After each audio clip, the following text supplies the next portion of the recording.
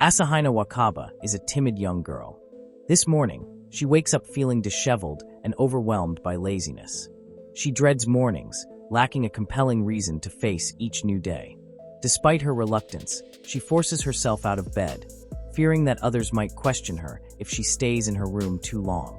Heading to the bathroom, she turns on the faucet and catches a glimpse of her messy reflection in the mirror. As she touches the glass, she mutters that she can't possibly look this unkempt when she sees her family. After preparing herself, Asahina steps out of her room. Her heart races with nervousness and embarrassment about facing her family that morning. The family is already gathered in the dining room. Asahina gently turns the doorknob, opens the door, and sees everyone seated at the table. She emerges with a bright smile, concealing her anxiety deep within. Asahina greets everyone warmly. Her father comments on how happy she looks today, while her mother suggests it might be because she slept well.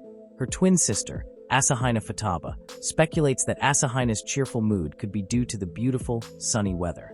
Asahina takes a seat at the dining table beside Futaba. They both glance at the sunlight pouring through the windows, appreciating the clear, sunny day. Futaba comments on how lovely the weather is, and Asahina, smiling, agrees, noting that after a week of rain, a sunny day is quite refreshing. Their father mentions that he can't stand the rain because it always makes him shiver. Futaba laughs loudly as their father jokingly imitates shivering. Their mother then reminds them to concentrate on finishing their meal. Futaba tells Asahina that she might end up being late for school. Asahina agrees, but first asks her father about something he bought the previous day.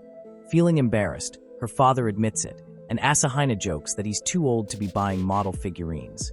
Futaba thinks that even though their parents are in their 40s, their playful behavior hasn't changed much. Their father tells Asahina and Futaba that men have their own fantasies and offers to give Wakaba a lesson about them. Realizing they are running late, Futaba and Asahina quickly rush out of the house. Futaba heads off to her school, which is 3 stations away. Asahina feels relieved that she attends a different school, thinking it would be awkward if people knew they were twins. However, her happiness fades as she anticipates the challenges ahead, feeling like it might be a personal nightmare. Asahina sits quietly in her seat at school now. She appears downcast and doesn't display any strong emotions. She listens to the discussions in class, her head lowered in silence. 3 students sit across from her, talking about Asahina as though she were an honor student who always arrives early.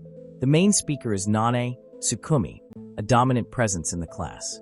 Beside her are Shigeru and Toraimaki.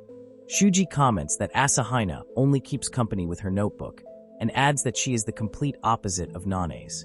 Toraimaki notes that Asahina must be doing something right, as she never stands up against their bullying. Asahina sits in silence, her head lowered as she endures the relentless bullying from the 3 of them.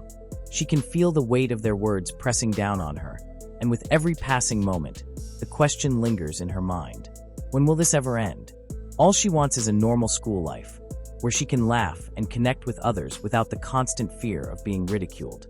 Yet over time, she has found herself isolated, with only a handful of friends, and she understands that her own personality plays a significant role in this.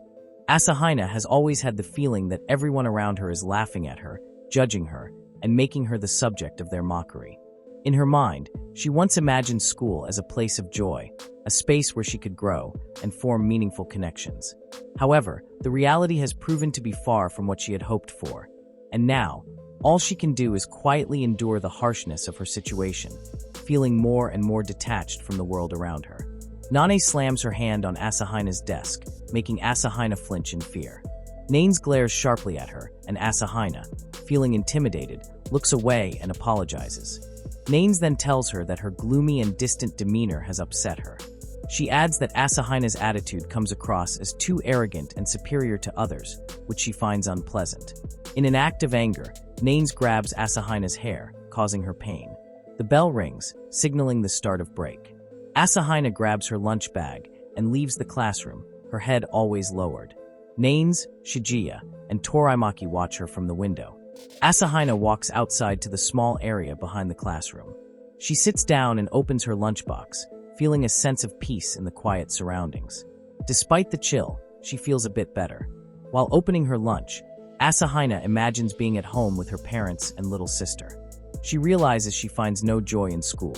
In fact, she no longer wants to attend, but doesn't want to worry her family by telling them. Suddenly, a loud noise catches her attention, causing her to flinch. Looking through the grass, she sees Bison Ryuichi, Nakagawa Shun, and Aruma Haruto. They seem to be arguing, their disagreement escalating.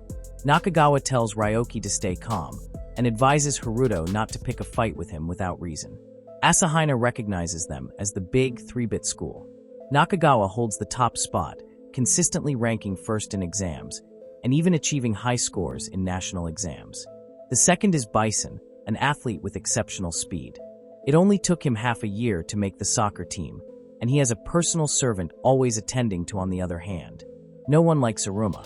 He is seen as unattractive, overweight, and unpleasant. He was even expelled once for playing inappropriate games.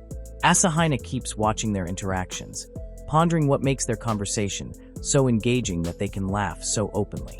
She contrasts it with her own experience, where she never truly smiles at school. She feels like she is stuck in her circumstances. With that thought, Asahina quickly finishes her lunch, eating it hungrily to push aside her feelings. Nanase, Shijiya, and Toraimaki are strolling through the school grounds. Nanase expresses how bored she feels, and how she dislikes the silence. She craves something more exciting. Suddenly, they are interrupted by the sound of an argument between Bison and Aruma. Nanase and her friends are puzzled about what the two are fighting about this morning. Bison is accompanied by a woman, his servant, who mentions she has prepared a bento with carriage for him.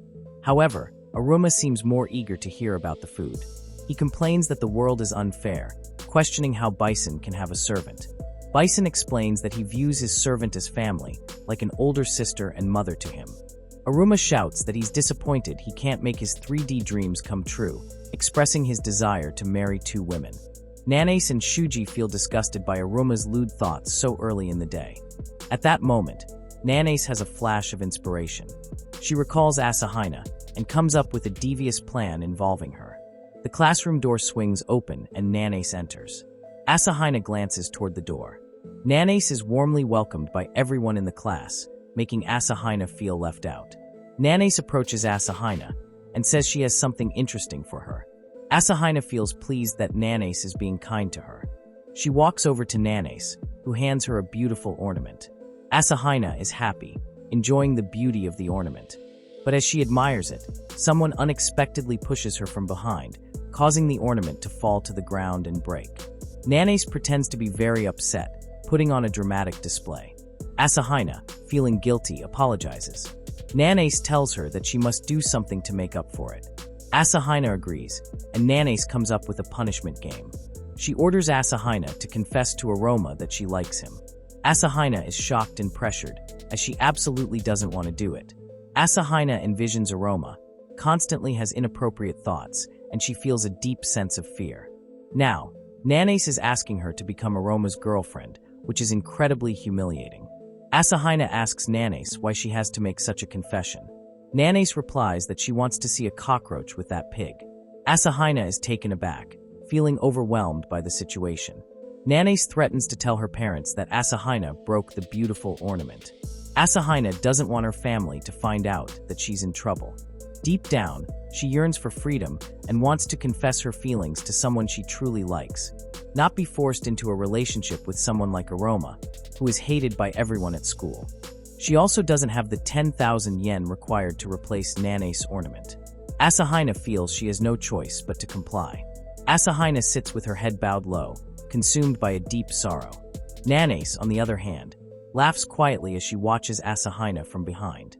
Nakagawa enters class 4 and calls out to Aroma, saying that his girlfriend is present. Asahina, feeling incredibly embarrassed, lowers her head, avoiding looking at anything around her. Aroma walks in happily and looks around, asking who Asahina is. Asahina stays seated silently at her desk. Aroma is accompanied by Bison, who senses that something is wrong in the classroom. Nanase is taken aback by Bison's presence with Aroma. Nanase drags Asahina and forces her to face Aroma. Aroma asks what Asahina wants from him. Summoning her courage, Asahina pushes herself to make a confession. Nanase tells Aroma that Asahina has secretly liked him all this time. Aroma assumes it's just a joke. Nanase insists that Asahina really likes him.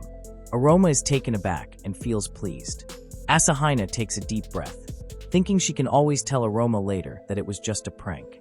Though trembling, she quickly clenches her hands and with a shaky voice, tells Aroma that she likes him. Aroma stands still, clearly stunned.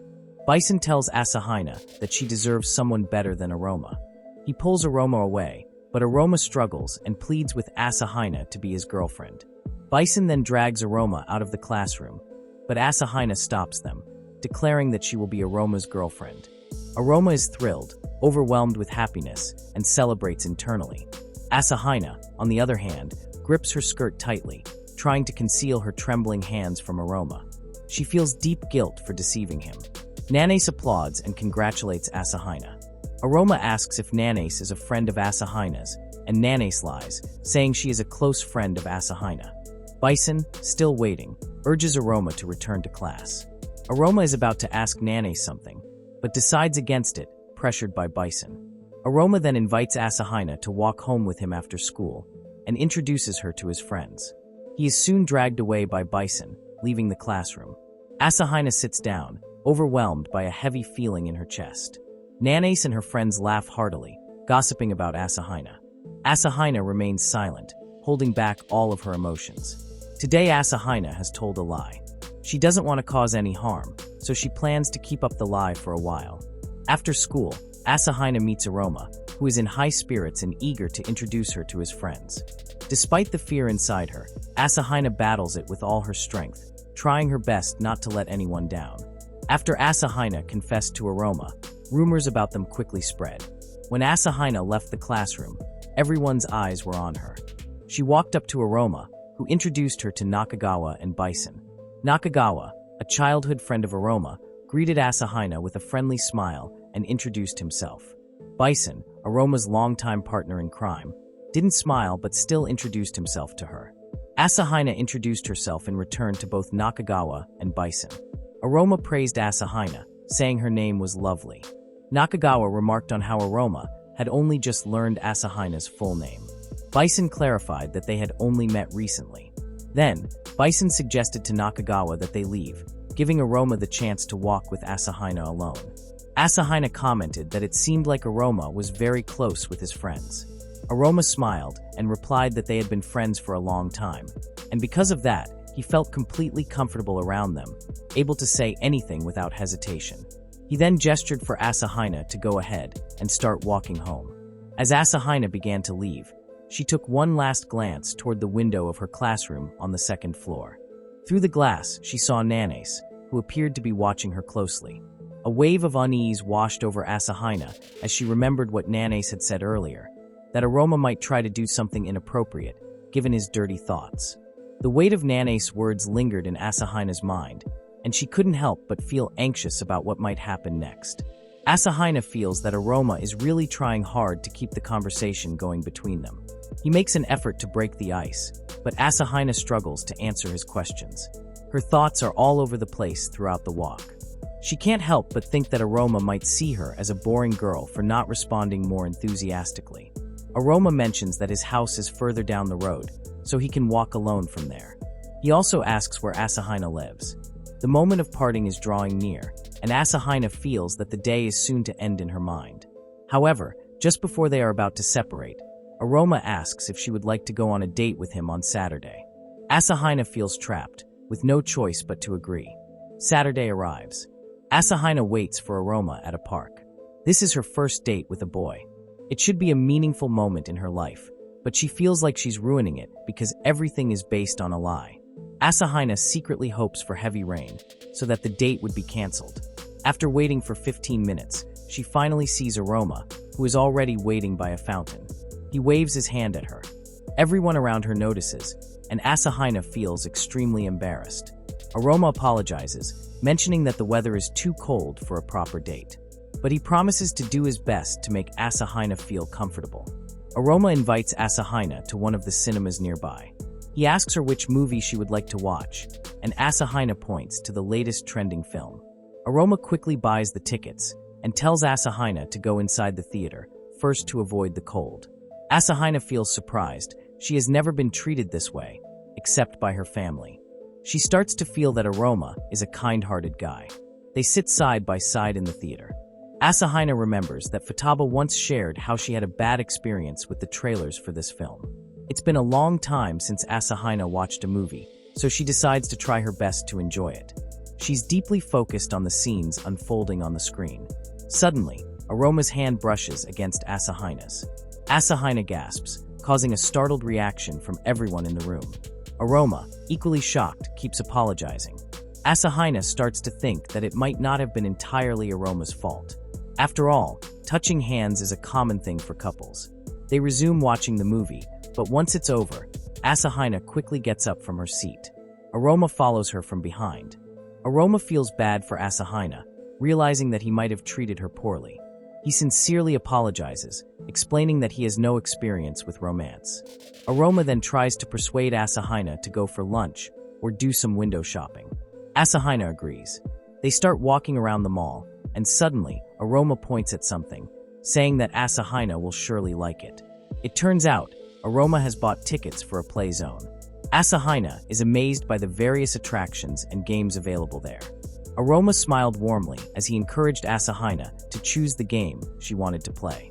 Asahina, feeling slightly out of her element, hesitated for a moment. She had never visited a place like this before, and the wide range of games left her a bit confused. Noticing her uncertainty, Aroma offered to guide her through the options, assuring her that it would be fun. Despite his offer, Asahina insisted on paying for the game tickets herself, wanting to contribute since Aroma had already covered the cost of the movie tickets. She felt a bit guilty for not being able to repay him in another way. However, Aroma gently declined her offer, reassuring her that she could save her money for drinks and food later. His tone was casual, but there was a sincerity in his eyes that made Asahina feel at ease. Aroma couldn't help but feel a warm sensation in his chest, slightly flustered by Asahina's thoughtfulness. Despite knowing her for only a short time, her kindness and consideration made him feel a deeper connection to her. It was something he hadn't expected, but it made him appreciate her even more. The first game they choose is a trivia machine. Aroma shows Asahina how it works, explaining that she just needs to touch the screen to select the correct answer for each question. He assures her that it's a perfect game for beginners. Asahina is amazed by the colorful display on the machine and agrees to give it a try.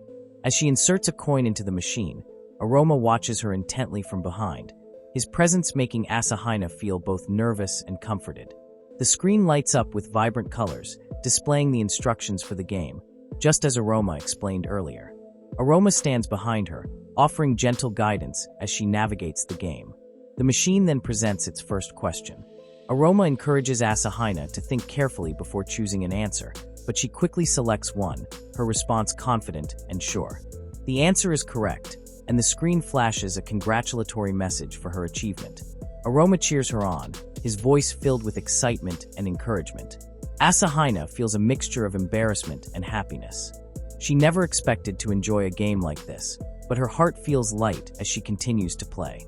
Each moment spent with Aroma is filled with laughter and enjoyment. She finds herself becoming more at ease, her earlier nervousness slipping away.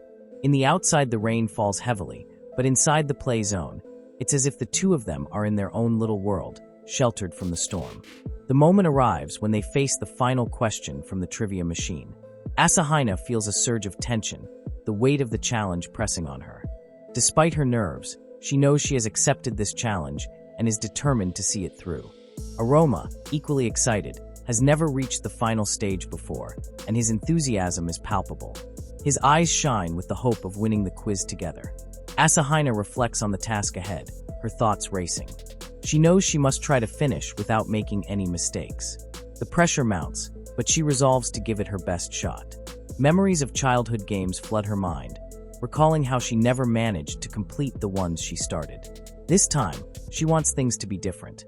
With Aroma by her side, encouraging her with every step, Asahina feels a newfound sense of determination. Her hand hovers over the screen, ready to select the answer. She takes a deep breath, focuses on the question, and makes her choice. The room seems to hold its breath, waiting for the result. Suddenly, the final question appears on the screen, and to Asahina's surprise, it's in English. In my book, you should stop smoking. Explain the meaning behind the sentence. Shocked and dismayed, Asahina feels her heart sink. Her English skills are poor, and she fears this challenge may be insurmountable. Panic starts to set in as the countdown timer ticks away, each second pulling her closer to the brink of failure. Aroma, sensing her anxiety, urges her to stay calm and focus, reassuring her that they can figure it out together. Asahina takes a deep breath and tries to concentrate on the 3 answer options displayed on the screen. She knows she must analyze each one carefully. Her mind races, dissecting the potential meanings behind the phrase. Asahina imagines that out of the 3 choices, at least one must be incorrect. Though she wonders if under different circumstances, even the wrong answer could be seen as right. This ambiguity adds to her confusion, stirring her long-standing habit of second-guessing herself. It's a trait that has often left her trailing behind in various situations, hesitant and unsure. As the timer continues to count down, Asahina's mind zeroes in on the word book. She contemplates its many interpretations, literal, metaphorical, and situational. The metaphorical aspect of the phrase troubles her the most. Asahina begins to feel overwhelmed, convinced she can't find the right answer. Just as she's about to give up, Iruma steps in, offering his assistance to analyze the possible answers. He suggests that the book mentioned in the question might refer to something like a contract book or a register. He explains that sometimes specific phrases added at the beginning of a sentence can shift the meaning entirely, and identifying the one that stands out could lead them to the correct answer. Iruma views the question as a potential trap designed to mislead. Asahina is amazed by Iruma's insight and feels a surge of hope. Iruma offers to help her choose the right answer, confident that they can solve it together. Suddenly, Iruma shares a personal revelation, confessing that he has also experienced moments of feeling overlooked. This unexpected admission catches Asahina off guard, adding a new layer to their interaction. She is surprised by Iruma's vulnerability and feels a sense of connection to him, realizing that despite their differences, they share similar insecurities. Asahina processes Iruma's words, considering their significance. She realizes that the correct answer is likely option B, the one that surprisingly does not mention book at all. Trusting her judgment, she selects it. The game machine lights up and chimes, announcing that Asahina has won with a perfect score. She can hardly believe her accomplishment, while Iruma is elated by their success. Though it is just a game, Asahina feels a surge of happiness and a sense of competence, wishing to preserve this joyful moment. She acknowledges Iruma's assistance in solving the final question and thanks him sincerely. Iruma, humbly, mentions that English has been his strength since childhood, though he often feels inadequate when using it. Asahina, noticing his self-doubt, encourages him not to underestimate his abilities. Iruma suddenly inquires if Asahina is tired, and if not, he proposes they try another game. Typically, Asahina would turn down such an offer, but this time she agrees. They proceed to play another game, and for Asahina, it's a unique and joyful experience. She feels a happiness she has never felt before, making this day one of the most delightful she has ever had. As the afternoon unfolds, Iruma suggests they grab lunch at a restaurant known for its delicious meat dishes. However, Asahina declines and unexpectedly pulls out a bento from her bag. When Iruma asks if she made it, Asahina confirms, feeling a bit flustered by the intense way Iruma gazes at the bento. Suddenly, Asahina recalls that Iruma might have made a reservation at the restaurant and feels compelled to apologize for changing his plans to tail her surprise. Iruma's excitement grows, his eyes glistening with emotion. He exclaims that a homemade bento from a girl is a treasure, far more valuable than any legendary weapon, and he finds it truly amazing. This response makes Asahina feel even closer to Iruma, and she can't help but enjoy his company more. They find a spot to eat, and Iruma devours the bento with great enthusiasm, while Asahina watches him with a smile. Seeing Iruma relish her cooking fills Asahina with joy, making the moment even more special. Asahina reflects on how remarkable Iruma is. Despite feeling joy, anger, or sadness, his expression remains consistent, making it difficult for anyone to perceive him as anything but content. If people could see him honestly, they'd realize how different he is from the rumors circulating about him. Today, Asahina had feared Iruma might endlessly talk about manga, eki games, or anime, but he proved her wrong. She is pleasantly surprised by his ability to smoothly, especially given his social anxiety. As Iruma finishes his lunch, he expresses his appreciation for the meal, remarking on how delicious it was. This moment reinforces Asahina's growing admiration for Iruma, seeing him as more complex and genuine than she initially thought. Asahina explains that she often helps her mother cook at home because her younger sister can't cook. Although they are twins, they are very different in terms of abilities and weaknesses. Her sister has a natural talent for many things and is very skilled. Asahina feels proud of her sister, who is bright, cheerful, and kind. Her sister is also very caring towards Asahina, which sometimes makes Asahina feel envious. She adds that her mother is very polite and gentle, but can be intimidating when angry. Her father, the only man in their household, has a quirky hobby, but is very reliable. Iruma asks about her father's hobby, guessing whether he collects plastic items like Band-Aid.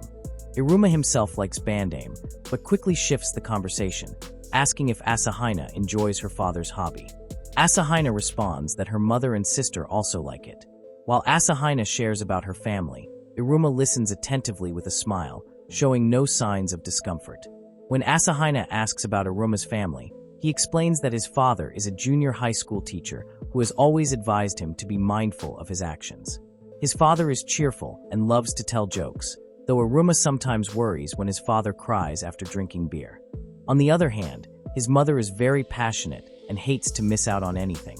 Iruma shares a story about how his mother once stood in front of a supermarket since early morning to catch a big sale despite the cold weather. Iruma's younger sister, who is beautiful and intelligent, also cares about Iruma and his date with Asahina. Iruma continues, mentioning that a man named Shun Namikawa likes his sister. However, his sister is known for being ruthless, as she manipulates Namikawa to fulfill her every desire. After sharing about his family, Iruma, feeling nervous, asks Asahina which part of him she likes. Asahina is taken aback when Iruma asks which part of him she likes. However, Iruma quickly apologizes, realizing that his question might have been too forward. He reassures her that there's no pressure to answer, as he was just a bit curious. Suddenly, a young child calls out to his father and points at Iruma. When the father approaches, the child asks if Iruma is a fat baby wearing clothes and wonders if he's a fat pig. The father apologizes for his child's outburst, but Iruma, unfazed, explains that this isn't the first time something like this has happened and tells the father not to worry. Iruma then asks the child if his name is Taichi and if he really likes pigs. The child enthusiastically confirms that he does. Iruma introduces himself to the child and shares that pork chops are delicious and that he often eats them with his father. The child becomes curious, and the father apologizes to Asahina before calling his son to hurry up as their movie is about to start. The child excitedly tells Iruma that they are going to watch a movie about penguins, explaining that the film has good ratings and features a group of penguins saving many gods. Iruma asks if the film is about the 8 million gods, mentioning how in Japan, even things like fire, rain, and toilets have their own deities. The child is fascinated by Iruma's knowledge and urges his father to hurry, so they can watch the movie. Asahina is left in awe of Iruma, who then asks if they can continue with their lunch. Asahina and Iruma stroll through a park. While walking, Iruma comments that the little boy earlier must be very lively, to which Asahina agrees. She then mentions that Iruma knows a lot of things, especially when he talked about the 8 million gods and how he didn't hesitate at all. Iruma humbly responds that it was just random trivia he happened to learn because he enjoys reading random facts. Asahina reflects on the movie the boy, Taichi, wanted to watch and how it was filled with sadness, especially the part about gods disappearing when they are forgotten. Asahina wonders aloud, what if she disappeared? Would anyone notice? Iruma suddenly stops walking and tells Asahina that there are many things in the world that can't be seen with the eyes alone. Normally, these things remain hidden, but Iruma believes that they are always by our side protecting us. Asahina curiously asks if they refers to gods or fairies. Iruma replies that fairies are also a fascinating topic, sharing a Western legend that when a person dies, they are reincarnated as a fairy. Many people can neither see nor hear them, except for a few special individuals. Iruma adds that fairies are similar to Japanese ghosts. He then asks if he could communicate with fairies. Would Asahina believe him? Continuing, Iruma says that earlier in the day, before their date, the fairies told him that Asahina was a beautiful and innocent girl. Asahina is surprised by this, but Iruma quickly admits that he was joking. Asahina, feeling a bit irritated, asks why he lied to her and if he's lied before. Iruma asks if she feels better now. Asahina, still confused, wonders what he means by that. Iruma explains that he noticed Asahina seemed very sad this morning, and he was worried. He also admits that what happened at the cinema was his fault. Iruma reassures her that he doesn't need to worry anymore. Asahina reflects on the events that have unfolded, and suddenly, she feels a sense of calm wash over. She begins to wonder if her luck has changed, feeling that her decision to go on this date with Iruma was the right one because it has been so much fun. Out of the blue, Nane sends a message asking about the date and requests a picture as proof. Iruma asks what's happening, but Asahina assures him that there's nothing wrong. Asahina then tells him she has a favor to ask, and Iruma agrees to do anything she wants. She asks for a selfie, and Iruma happily agrees. They take a selfie, and afterward Asahina thanks him. Iruma asks if something's wrong, but Asahina says she's okay. Iruma suggests they sit on a bench in front of a store, mentioning that he often shops there. Iruma goes into the store to shop while Asahina waits on the bench outside. Not long after, Iruma returns and tells Asahina that the store manager allowed them to sit on the bench in front of the store. Iruma also offers Asahina a bottle of tea. While drinking the tea, Asahina thinks to herself that Iruma doesn't seem repulsive to her. In fact, he actually seems like a kind person, though not to the extent of wanting an extremely intimate relationship with him. Lost in her thoughts, Iruma suddenly looks inside the store, and Asahina asks what's going on. Iruma apologizes and asks if Asahina is feeling better. Asahina replies that she feels fine, and asks what Iruma saw. Iruma says it's nothing important. However, someone suddenly walks out from inside the store. Iruma thanks the person, who turns out to be the store manager. The store manager then asks Iruma about the woman beside him, and if she's a good person. Iruma introduces the store manager, Masahiko Aoi, to Asahina. The store manager then asks Asahina if she's Iruma's girlfriend. Asahina feels embarrassed, and the store manager laughs, expressing disbelief that Iruma has a girlfriend. He says that since Iruma now has a girlfriend, maybe he's starting to believe in miracles. The store manager then shows Iruma a toy and asks if he wants to buy it. Iruma says that he's been looking for that toy for a long time. Iruma ends up buying the toy. Asahina asks what Iruma bought, and Iruma explains in great detail about the toy. It's called the AA Warrior, a robot made with SD ratio plastic, a limited edition model that's difficult to get because it's expensive. The store manager interrupts Iruma and says that if Iruma keeps rambling like that, the woman will start to hate him. Iruma realizes his mistake and admits that he lost control for the second time. He had promised not to mention anything about being an otaku in front of Asahina, and he feels like he wasted his effort earlier. Suddenly, the store manager hands Iruma a toy, a gunpla with an old-looking Yoshinobu model. The manager tells Iruma that if he gives him 100 yen, he'll give him another one. However, Iruma says the manager probably just wants to clear out his stock, and that he doesn't need the model. The manager then suggests he could give the robot to Iruma's girlfriend. Iruma responds that there's no way he'd give such a toy as a gift to Asahina. Meanwhile, Asahina recalls that her father had once made something similar to that robot. The store manager asks if she's interested in the model, and Asahina replies yes. The manager then tells Iruma that Asahina likes the robot, and raises the price to 2,000 yen. Iruma buys it, and the robot is given to Asahina. On their way, Iruma apologizes for dragging her into a problem, but Asahina reassures him that it's fine, and even says she likes the robot he gave her. Iruma hopes she'll enjoy the gift. They walk until they reach the train station, and it's time to say goodbye. Asahina expresses how happy she is with the day. Iruma offers to escort her inside the station, but Asahina declines. He then waves and says goodbye, telling her he'll see her at school next week. Asahina boards the train, glancing at Iruma as it departs. Iruma thinks to himself that this was their first date.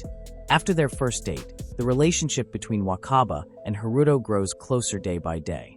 Today, after the final school bell rings, Wakaba stands by the school gate, patiently waiting for Haruto. The sun is beginning to set, casting a warm glow over the scene. A few minutes pass, and then Haruto appears, slightly out of breath from rushing. He approaches Wakaba with an apologetic smile and sincerely says sorry. Wakaba, with a gentle smile, shakes her head and assures him. As they begin their walk home, the atmosphere between them feels light and comfortable. They stroll side by side, their steps in sync, as they chat about their day, their favorite subjects, and even share a few laughs. Wakaba notices how natural it feels now to walk beside Haruto, a stark contrast to how she used to feel. Nervous and unsure, she no longer feels uneasy or awkward in his presence. Their conversations flow effortlessly, covering a range of topics from school events to their favorite hobbies. What once felt like a distant, formal interaction has now transformed into a relaxed and enjoyable routine. Walking home together has become something they both look forward to, a special part of their day where they can unwind and enjoy each other's company. Wakaba realizes that talking with Haruto no longer brings any anxiety or discomfort. Instead, she finds comfort and happiness in their growing relationship. Wakaba is starting to get used to hearing Haruto talk about his day at school. She enjoys listening to him, and it makes her feel that their relationship is moving along just fine. The next day, while Wakaba is sitting in her classroom, Nanase comes over to talk to her. She isn't alone. She brings Shijiya and Toraimaki with they all sit down together, and Wakaba starts to tell them about her relationship with Haruto. As she talks, she notices Nanase doesn't seem impressed. Nanase feels their relationship is too plain and boring. She thinks they need something more exciting, so she gives Wakaba a new mission, to kiss Haruto the next time they meet. Hearing this, Wakaba feels confused and nervous. She has never been in a relationship before, and dating Haruto is her first experience of this kind. She has been doing it with a sincere and open heart, trying her best to understand her feelings. The idea of kissing Haruto feels overwhelming. She isn't sure if she's ready for such a step. Nanase doesn't feel sorry for Wakaba's discomfort. Instead, she assumes Wakaba might be developing feelings for Haruto. Wakaba quickly denies this, saying she doesn't have romantic feelings for him. But despite her protests, she feels like she can't say no to Nanase's request. After all, it was Nanase who came up with the idea of Wakaba and Haruto dating in the first place. The weekend finally arrives and Wakaba and Haruto have planned another date. Wakaba stands near the station, waiting for Haruto. She can't stop thinking about Nanase's mission. The more she thinks about it, the more she feels she can't do it. Wakaba doesn't dislike Haruto, but being his girlfriend feels like a big responsibility. Even now, she still feels unsure about holding hands with a boy, let alone kissing one. She believes it's wrong to kiss someone if she doesn't have true feelings for them. But despite her feelings, she doesn't know how to handle the situation. So, she stands there quietly, waiting for Haruto. Time passes, and before she realizes it, she has been waiting for 30 minutes. It's strange for Haruto to be late and not say anything. Wakaba starts to worry. At first, she thinks about calling him, but she hopes his train will arrive any minute. Unfortunately, it's already 10:40, and there's still no sign of Haruto. Wakaba begins to fear that something bad might have happened to him. She finally works up the courage to call him. To her relief, Haruto answers right away. He apologizes, explaining that something urgent came up, and he can't make it to their date. He keeps saying sorry for making her wait. Wakaba assures him it's okay, but inside, she feels relieved. She won't have to carry out Nanase's mission today. After hanging up, Wakaba decides to take a short walk. It feels too early to go home, and it's not quite lunchtime yet. She heads to a nearby park to clear her mind. While she's walking, she spots Taichi and his father. It feels like a strange coincidence that she keeps running into them during her dates. Wakaba approaches Taichi, and the little boy asks her how Haruto is doing. This question confuses Wakaba. Before she can answer, Taichi's father comes over and starts to explain what happened. He tells Wakaba that while he was shopping, he lost track of Taichi. Haruto saw Taichi wandering alone and decided to help him find his dad. After some time, Haruto spotted Taichi's dad across the street and was about to bring Taichi to him. Unfortunately, the light turned red quickly, and Haruto had to avoid some passing cars. Taichi was unharmed, but Haruto ended up getting hurt, hitting his head. Taichi's father wants to know if Haruto is okay, but Haruto ran off before they could find out. He mentions that Haruto's clothes got dirty from falling into the mud. Knowing that Wakaba is close to Haruto, he asks her to let him know if she sees Haruto. Hearing this, Wakaba's worry for Haruto grows. A little while later, she spots someone walking in the distance. At first, she's sure it's Haruto, but then she starts to doubt it. The person looks like a homeless man, with a bruised face, torn clothes, and mud all over. Wakaba wants to call out to him to see if it's really Haruto. Before she can, Haruto's two friends, Shun and Ryuichi, reach him first. They stop him at Haruto's messy appearance catches the attention of people around them. This makes his friends even more annoyed. Ryuichi firmly tells the onlookers to stop staring at Haruto. They ask Haruto why he is in such a disheveled state. Haruto, with a gentle smile, tells them he just tripped and was being clumsy. Ryuichi, however, is not convinced. He suspects there's more to the story than Haruto is letting off. He peers at Haruto, trying to read between the lines, but Haruto maintains his calm demeanor. Shun, noticing Ryuichi's rising tension, steps in and tells him to relax, reminding him that Haruto has already explained what happened. Despite Shun's attempt to ease the situation, Ryuichi remains skeptical. He believes Haruto is hiding something, but seeing Haruto safe is enough for now. Ryuichi shifts the conversation, asking about Haruto's date with Wakaba. He guesses that with Haruto looking so dirty and disheveled, meeting Wakaba would be out of the question. Haruto nods and explains that he has already canceled their date. He told Wakaba he had an unexpected emergency and couldn't meet her today. As he speaks, tears begin to well up in Haruto's eyes. He admits that when it comes to Wakaba, the girl who confessed to him, he can't bear the thought of her being teased or looked down upon because of him. Haruto is accustomed to being the subject of teasing, but the idea of Wakaba feeling embarrassed or ridiculed because of his actions is something he cannot accept. His biggest fear, however, is that Wakaba might break up with him because of the events of the day. Ryuichi and Shun exchange a look of understanding and reassurance. They tell Haruto not to worry too much, assuring him that Wakaba isn't the type to make impulsive decisions. They suggest that he should sincerely apologize to her and propose rescheduling their missed date for another time. Their words offer Haruto a sense of comfort and hope. He feels an overwhelming sense of gratitude towards his friends, who show him such genuine care and concern. He thanks Ryuichi and Shun repeatedly, his voice filled with emotion. After spending some time talking and reassuring him, the three friends decide to accompany Haruto back home, ensuring he gets there safely. Meanwhile, Wakaba stands in the distance, unnoticed by the boys. She watches the entire scene unfold, her eyes fixed on Haruto and his friends. She listens carefully to their conversation, catching every word they say. Wakaba is deeply moved by Haruto's words and actions. She is surprised by the depth of Haruto's feelings for her. His concern about not wanting to embarrass her leaves her speechless and introspective. The sincerity and warmth in his words touch her heart in a way she didn't expect. As Wakaba continues to observe, she is also struck by the strong bond between Haruto, Ryuichi, and Shun. Their friendship, built on trust and support, is something she finds admirable. Wakaba reflects on her own friendships and realizes she has never experienced such genuine and unconditional support. Watching the three boys interact, she feels a mix of emotions, gratitude, admiration, and a newfound appreciation for Haruto. Their actions remind her of the importance of having people who truly care, and it makes her cherish the connection she has with Haruto even more. After watching the three boys walk away, Wakaba notices a girl nearby, sitting on the ground and crying softly. Moved by concern, she approaches the girl and kneels beside her. Gently, Wakaba asks what's wrong and if something bad has happened. The girl, between her sniffles and tears, explains that her mother had scolded her for not finishing her homework. To make matters worse, some of her classmates had teased her by throwing her school bag into a tree, leaving her helpless and humiliated. Wakaba listens attentively, her heart aching for the girl. Without hesitation, she scans the nearby trees and spots the bag caught on a branch.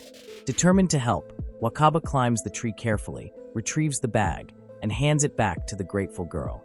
The girl, wiping her tears, introduces herself as Haruka. She expresses her heartfelt thanks to Wakaba, her voice trembling but filled with relief. Wakaba smiles warmly, happy to have been able to help. They decide to sit on a nearby bench, and as they begin to chat, Wakaba learns more about Haruka. Haruka shares that she has a pet dog named Rin, whom she considers more than just a pet. She enthusiastically describes Rin as a big brother and her best friend, someone who's always by her side. Haruka's eyes light up as she tells a story about how Rin once sneaked into the kitchen and devoured her father's jerky, causing quite a stir at home. The chaos that followed was intense, but Haruka couldn't stay mad at Rin for long. Wakaba laughs at the story, finding it endearing and amusing. However, she notices a sudden change in Haruka's demeanor. The cheerful light in her eyes dims, and she looks downcast. Haruka confesses that the incident with the jerky led to her parents questioning whether they could keep Rin. Her parents are worried about Rin's behavior, and there's been talk about finding him a new home. Haruka's voice quivers as she expresses her fear of losing Rin. She explains that Rin is more than a pet, he's her emotional anchor, and the thought of life without him is almost unbearable. Despite her sadness, Haruka tries to lift her own spirits. She takes a deep breath and tells Wakaba that no matter what happens, she'll always consider Rin her best friend. Even if they're apart, nothing will change the special bond they share. Haruka's resolve to cherish her memories with Rin, regardless of the future, touches Wakaba deeply. She admires Haruka's strength and the love she has for Rin. Haruka then turns the conversation to Wakaba, asking if she has someone or something as special as Rin. It doesn't have to be a pet, Haruka explains, just someone Wakaba treasures deeply, someone she always wants to spend time with. The question catches Wakaba off guard, and she falls into a contemplative silence. She realizes that she doesn't have anyone she feels particularly close to, no one she relies on in the way Haruka relies on Rin. However, unexpectedly, Haruka's image flashes in her mind. Wakaba is startled by this sudden thought. Why would she think of Haruka? They aren't that close. She quickly dismisses the idea, shaking her head slightly, as if to clear her thoughts.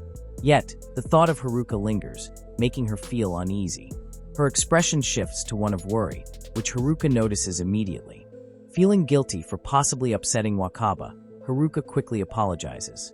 She didn't mean to make Wakaba uncomfortable. Wakaba, realizing Haruka's concern, assures her that it's okay. She smiles gently and says she doesn't mind the question, though it has left her feeling a bit introspective. Their conversation is interrupted by the arrival of Rin, Haruka's dog.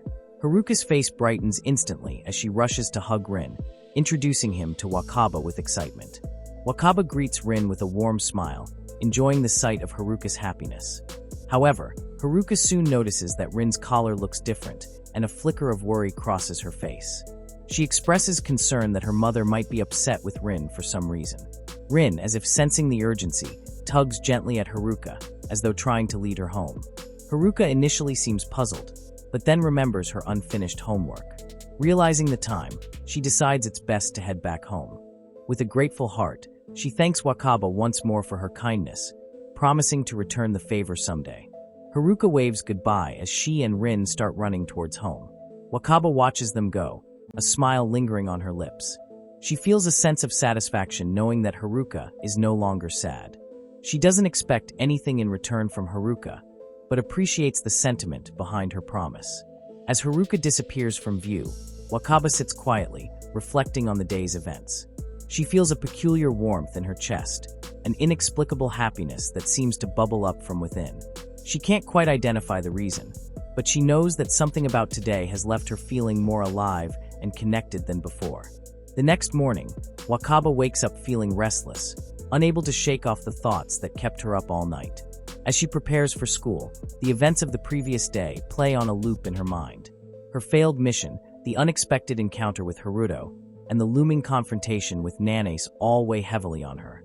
Wakaba feels a growing sense of dread, knowing she will have to face Nanace and explain why she didn't complete the mission. The thought of Nanace's possible anger makes her stomach churn, and she can't help but feel today is going to be one of the most difficult days she's faced in a long time. Her face reflects her inner turmoil, and despite her efforts to appear composed, the sadness in her eyes is unmistakable.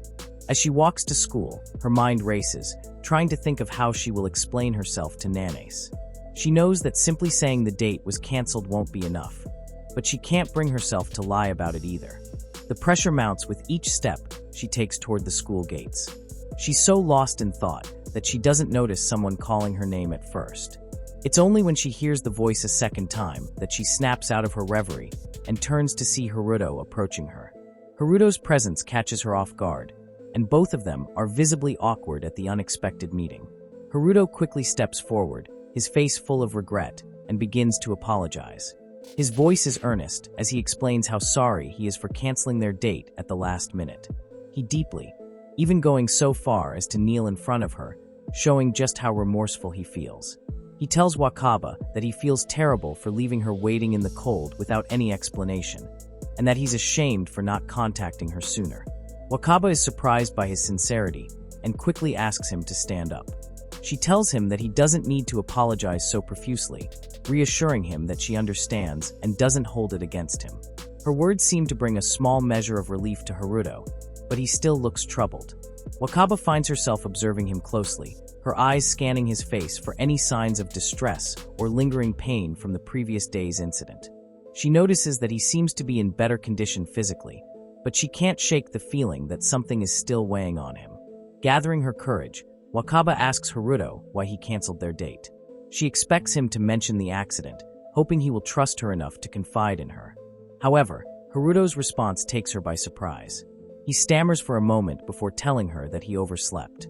The explanation feels off, and Wakaba can tell that he's not being entirely truthful.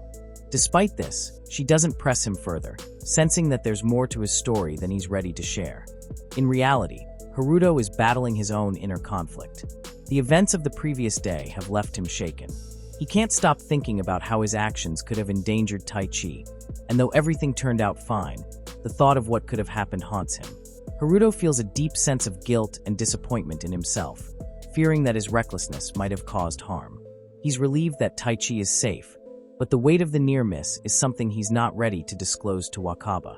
The lie about oversleeping is a way to shield himself from confronting the full extent of the possibility of worrying Wakaba even more. Haruto's life frustrates Wakaba. She sternly tells him that if he ever lies to her again, she won't forgive him. Seeing Wakaba upset makes Haruto panic. He quickly tries to explain that he didn't lie, but Wakaba remains unconvinced. Eventually, Haruto admits that he hid the fact that he was helping Taichi, which led to the cancellation of their date. Wakaba, understanding the situation but still annoyed, decides to give Haruto a chance to make it up. She demands that he treat her to a meal at the cake shop they visited on their first date as a form of apology. She suggests they go after school, making it clear that if Haruto agrees, she'll forgive him and let the matter rest. Haruto is initially taken aback but quickly agrees, realizing this is a way to make amends. Wakaba's smile at his agreement reassures him, and for a moment, the tension between them eases. The next day at school, Wakaba walks towards her class, clutching her bag tightly, as if hiding something precious inside. It turns out that during their visit to the cake shop, Haruto had asked Wakaba to send him a picture they took on their first date. However, Wakaba feels she didn't look her best in the photo and is reluctant to send it. Instead, she made a promise to prepare a bento for him, knowing how much he enjoyed it the last time. As she walks, her friend Nanace notices Wakaba's unusual behavior and spots the bento. Curious, Nanace asks Wakaba who the bento is for, suspecting it's for someone special. Wakaba, trying to avoid the conversation, brushes off Nanace's question and heads straight for Haruto's class. Entering the class for the first time, Wakaba feels a wave of nervousness. She had never visited Haruto's class before, and the unfamiliar faces make her anxious. She scans the room, but doesn't see Haruto. Instead, she is greeted by two boys, Date Ruji and his twin Date Ruji. Known as the Date brothers, they have a reputation for being quirky and collecting information about everyone in the school. Their peculiar hobby makes them familiar with almost all the students, not just those in their year. The twins, intrigued by Wakaba's presence, approach her with curiosity. Ryuichi asks why someone as lovely as Wakaba is visiting their class. Wakaba introduces herself politely, explaining that she is from Class 4 and is there to meet Haruto. However, before she can finish, the Date brothers enthusiastically interrupt, claiming that they already know all about her from Haruto. Ruji adds that Haruto talks about her all the time, mentioning how pretty, kind, and fun she is to be around. Wakaba, caught off guard by their familiarity with her, blushes slightly. She hadn't expected Haruto to speak of her so fondly to others. The brothers continue, expressing their opinion that Haruto is incredibly lucky to have someone like Wakaba in his life. Although Wakaba feels slightly uncomfortable with their comments, she can't help but feel flattered. Wakaba asks if Haruto is in the class, hoping to steer the conversation back to her reason for visiting. Instead of answering directly, the twins take the opportunity to share their thoughts on Haruto. They describe him as an intriguing person, despite his sometimes foolish demeanor, and mention his fascination with the 2D world, hinting at his love for anime and games. Ryuji remarks that it's rare to find someone as open and honest as Haruto, while Ryuji agrees, saying it wouldn't hurt if he were more engaged with the real world. They suggest that Wakaba might help Haruto see the beauty of the 3D world. Their comments make Wakaba wonder how much Haruto has shared about his interests and thoughts. Despite feeling a bit overwhelmed by the twins' energetic banter, Wakaba appreciates their insight into Haruto's character. The conversation gives her a deeper understanding of Haruto, making her realize there's more to him than she initially thought. As the twins continue their chatter, she finds herself growing more curious about Haruto's world and the reasons behind his unique perspective. Ryuji also says that Haruto sometimes thinks they recall an incident a while ago when there was a fight in the class. Afterward, Haruto stepped in as a mediator to resolve the conflict. Unfortunately, instead of calming down, the others ended up punching Haruto in the face. Strangely, Haruto didn't get angry. Instead, he suggested that they all play a game together. His classmates, knowing Haruto's passion for the 2D world, ignored his suggestion, thinking it was typical of him. Hearing this story from the Date brothers surprises Wakaba. She hadn't expected Haruto to act so maturely, even if his methods seemed unconventional. The twins then request Wakaba to take care of Haruto. With a smile, Wakaba reassures them that she will do her best. In the midst of their conversation, Haruto arrives. He excitedly explains that one reason he plays games is to make Wakaba happy, especially since the game he is currently playing is a romance game. Wakaba smiles, though a bit confused by the situation. She finds Haruto's reasoning both amusing and endearing. Soon after, Yuko and Kanami, two of their classmates, join them. Yuko teases Haruto, suggesting that in real life, Haruto would probably be too nervous to kiss Wakaba properly.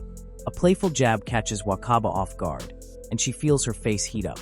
Haruto, flustered by the teasing, tries to laugh it off, but ends up looking even more embarrassed. Haruto then expresses that he wants to make Wakaba happy no matter what happens. He imagines a romantic evening where, under a snowy tree, he and Wakaba share a gentle kiss. Hearing this, the Date brothers Yuko and Kanami feel amused and a bit exasperated. They facepalm, not particularly fond of Haruto's daydream. Haruto, oblivious to Wakaba's presence, innocently remarks that he wouldn't talk about erotic things in front of her. As Ryuichi and Shun enter the room, Wakaba waves at them, signaling her presence. Shun and Ryuichi are visibly shocked to see Wakaba there. Their panicked expressions make Haruto sense that something is off. He turns around, utterly surprised to see Wakaba. His legs go weak with embarrassment, and his friends try to console him.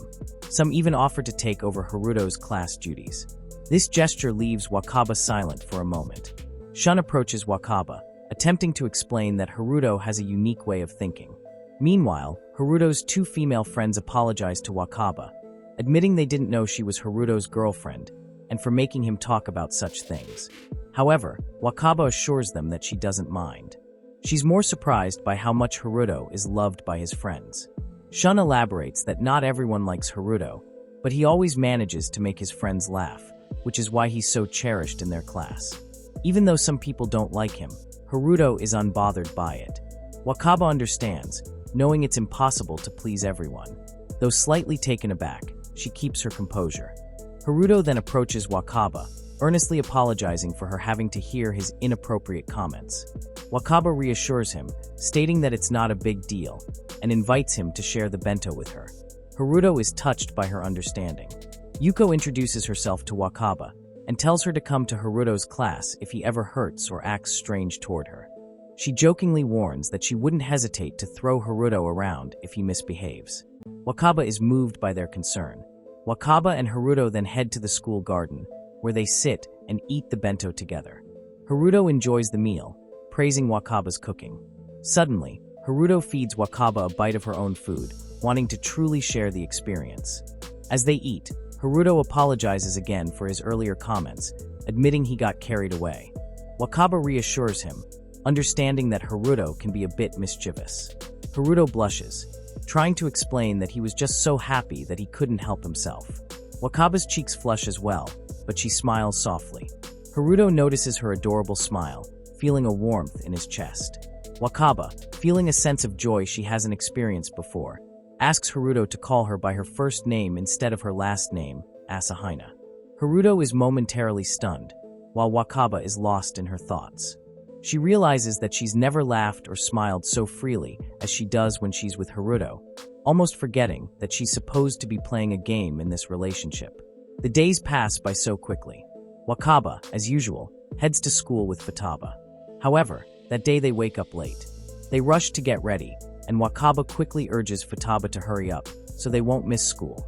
As they walk on their way, Futaba notices something different about Wakaba's tone and compliments her for speaking in a surprisingly gentle manner. Wakaba, caught off guard, is surprised by Futaba's unexpected praise. After they chat for a moment, the two of them part ways. Wakaba continues on her journey toward her school, but as she walks, she begins to sense someone following her. She turns around and sees Haruto, who is quietly trailing behind her with a mischievous grin, intending to surprise her. Wakaba wants to reach school first, but in reality, Haruto arrives before her. He waits for Wakaba and surprises her. Wakaba thought she would succeed in getting there first, but Haruto beats her to it. Haruto teases her, confident that Wakaba simply wants to arrive first, but she always ends up after him. Wakaba looks annoyed, but suddenly she brightens up. It has been a week since they started calling each other by their first names. At first, it was embarrassing and difficult, but now it's a different story. The awkwardness Wakaba initially felt around Haruto is gone, though she still sometimes feels shy. A warm feeling rises from her heart to her cheeks. This is the feeling Wakaba wants to experience. She doesn't quite understand herself, but she enjoys these ordinary conversations. Seeing Haruto's smiling face makes her happy. Wakaba can confidently say that the days she spends with Haruto are exciting and fun. During lunch break, Haruto and Wakaba eat together as usual. Wakaba's friends are envious that she gets to eat with her boyfriend. Seeing this, Wakaba can only smile. However, Nanace is different. In class, Nanace approaches Wakaba. She feels that Wakaba is no longer playing around with her feelings for Haruto. Nanace even knows that Wakaba brings lunch to eat with Haruto. Wakaba looks annoyed with Nanace, especially when Nanace refers to Haruto as manju, a type of Japanese steamed bun. Despite this, Wakaba can't do anything. She just clenches her fists in silence. After Nanace leaves, Yajima arrives. He is Wakaba's classmate, but they rarely interact. He keeps his distance from Nanace's group and has never been involved with Wakaba before. Slowly, he asks Wakaba if she can endure dating someone she doesn't like.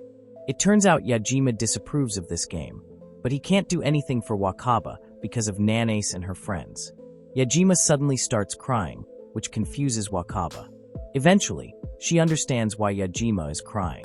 It's because he saw Wakaba's terrifying expression when talking to Nanace. He thought Wakaba was mentally affected and wanted to harm herself. Nevertheless, Wakaba knows that Yajima is braver than the other classmates.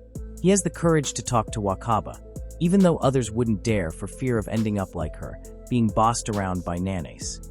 Initially, Wakaba didn't like Yajima either. She thought he was indifferent to her suffering, like the others. But it turns out Yajima isn't entirely a coward. He's just scared of Nanace. Seeing Yajima's concern for her, Wakaba explains that Haruto isn't like what people say. He's kind and different from the rumors. Therefore, Wakaba tells Yajima that if he doesn't want to make her sad, it's better not to speak ill of Haruto. Hearing this, Yajima is confused. He wonders if Wakaba is truly suffering from this game or not. Wakaba then tells him to return to his seat before Nanace comes back. Somehow, Wakaba feels calm now. She doesn't know when she started feeling this calm. In her heart, Wakaba wants to understand her true feelings for Haruto. Day by day, Wakaba and Haruto continue their journey together. Today, they don't go home together because Haruto has an urgent matter. Just as Wakaba arrives at the station, she receives a message from her mother, asking her to buy groceries. So, Wakaba heads back in the direction before the station to find a supermarket. Upon arriving, she notices Christmas banners, realizing that this year's Christmas will be different because she'll spend it with Haruto. She acknowledges that there will be times they spend alone together. Quickly, Wakaba dismisses her inappropriate thoughts and searches for a well-stocked supermarket. After some time, Wakaba sees Haruto with a woman. They seem close, but Wakaba doesn't know who she is to Haruto. She becomes suspicious, even considering following Haruto's secret. Wakaba wonders if the woman is Haruto's sister, cousin, or girlfriend. If she's Haruto's girlfriend, Wakaba thinks Haruto only accepted her out of pity. Instantly, Wakaba feels sad, but continues to follow Haruto and the woman discreetly. Eventually, Wakaba trips, revealing her presence to Haruto. He asks why she's there, and Wakaba explains that her mother sent her to buy groceries. The woman then asks Haruto who Wakaba is. Haruto, nervous and unsure of how to answer, clearly states that Wakaba is his girlfriend. Hearing this, the woman is delighted. It turns out she is Haruto's mother. Wakaba is shocked, unable to believe that she is meeting Haruto's mother. Haruto's mother is thrilled to know that her son has a beautiful and cute girlfriend. She couldn't believe her son, who seemed uninterested in real girls, finally has a girlfriend who isn't from a 2D world. Haruto's mother introduces herself as Natsuki Aruma. Knowing that Wakaba is grocery shopping, she asks Haruto to accompany Wakaba. Haruto is happy to hear this, but his mother has a lot of groceries. As a result, Haruto's mother carries all her groceries by herself and allows Haruto to help Wakaba shop. She even permits Haruto to stay out late if he wants. Hearing this, Haruto feels embarrassed and quickly tells Wakaba to start walking, following her. Wakaba feels guilty for troubling Haruto, but Haruto doesn't mind at all. He's delighted to be with Wakaba. Suddenly, Wakaba falls silent, thinking about something. Once again, she learns more about Haruto. Wakaba is happy because in moments like these, they really look like a couple. After they finish shopping, Haruto offers Wakaba a cup of tea before heading home. However, Wakaba suggests going to their favorite cake shop instead. They agree and head there together. Upon arriving, Wakaba is surprised to see Futaba at the same cake shop. Futaba is equally surprised to see Wakaba there, and even more so when she notices Haruto with Wakaba. Futaba innocently remarks that Wakaba rarely brings friends along. Hearing this, they both smile. Wakaba then introduces Futaba to Haruto. Shortly after, a few of Futaba's friends run up to her, complaining that she walked too fast. They curiously ask who the girl that looks like her is. Futaba happily introduces Wakaba as her twin. Her friends are amazed at how similar Wakaba and Futaba look. The three friends introduce themselves as Kazuho, Yukari, and Shinatsu. They are excited to meet Wakaba. However, Kazuho and Yukari's attention quickly shifts to Haruto. It turns out that Yukari and Kazuho are Haruto's friends from middle school. They reveal that Haruto suddenly transferred schools midway through the year, even changing his phone number and email, leaving them unable to contact him. They express their concern for him. Hearing this, Haruto apologizes for not keeping in touch after transferring schools. Initially, Wakaba is confused about their relationship, but after listening to Haruto's explanation, she understands that they know each other from the past. Futaba's three friends then ask about Haruto's relationship with Wakaba. Haruto confidently declares that Wakaba is his girlfriend, hearing that Kazuho and Yukari are surprised. Kazuho and Yukari can't believe that Haruto has a girlfriend. They also notice how much Haruto has changed since middle school, and they are genuinely happy for him. After the introductions, they all enter the cake shop. Wakaba sits with Kazuho and Yukari and starts asking about Haruto's past. With some sadness, they explain that Haruto used to be a gloomy, shy, and quiet boy. Hearing this, Wakaba is shocked, as she never expected Haruto to have such a personality. Yukari adds that Haruto was frequently bullied by other classmates, and that Namikawa often protected him. Fortunately, the bullying gradually stopped, and Haruto worked on improving himself. However, one thing that didn't change is his shyness. Kazuho shares that she and Yukari used to help Haruto with his homework. Although he struggled with most subjects, he was good at English because his father was an English teacher. Kazuho also mentions that Haruto didn't have a mother, which surprises Wakaba. She wonders who Natsuki Aruma, who claimed to be his mother, really is. Wakaba finds herself deeply curious about Haruto's family and past. Kazuho explains that Haruto struggled with school because he had to manage all the household chores himself. They knew Haruto lived alone with his father. During his second year of middle school, Haruto fell down the stairs. Although he didn't break any bones, he hit his head hard and was taken to the hospital. His father, who wasn't home at the time, rushed to the hospital but was tragically hit by a truck and died. This story leaves Wakaba in shock. She can't imagine how Haruto must have felt during that time. She realizes that Haruto never talks about his past or his family, except when he mentions his father in the past tense. After his father's death, Haruto quietly transferred to another school without informing his friends. Despite this, Kazuho and Yukari are relieved to see Haruto happy now. They are thankful to Wakaba for being a part of Haruto's happiness. Wakaba, however, feels like she hasn't done anything special for Haruto's happiness. She reflects on how she had asked about his family, without knowing his tragic past. Wakaba is now aware of how deeply she admires Haruto. She didn't expect to feel this way. She becomes speechless and covers her mouth overwhelmed. Kazuho and Yukari worry, thinking Wakaba might be feeling unwell since she's sweating. Futaba, noticing this, rushes over, concerned that Kazuho might have said something hurtful. Haruto also comes over and suggests that they head home, canceling their tea plans. On the way home, Wakaba feels guilty, thinking she hasn't been attentive to Haruto's feelings. Haruto apologizes first, feeling bad that Wakaba had to learn about his past from someone else. He hadn't shared his story because he didn't want to burden her. Wakaba apologizes for always talking about herself, and admits that she's not good at reading situations. She finally understands why she was bullied, her lack of awareness. Haruto reassures her, saying it's all in the past, and he doesn't hold anything against her. He suggests that Wakaba make him a fun bento with snacks to cheer him up. Wakaba, staring at Haruto, feels a connection, seeing a reflection of herself in his relationship with his father. During their walk, Haruto opens up about how he enjoys hearing Wakaba talk about her family. It makes him happy. He encourages Wakaba to learn to be more relaxed like his mother. This makes Wakaba smile a little. Haruto then talks about his mother. She is his biological mother, but they were separated for several years.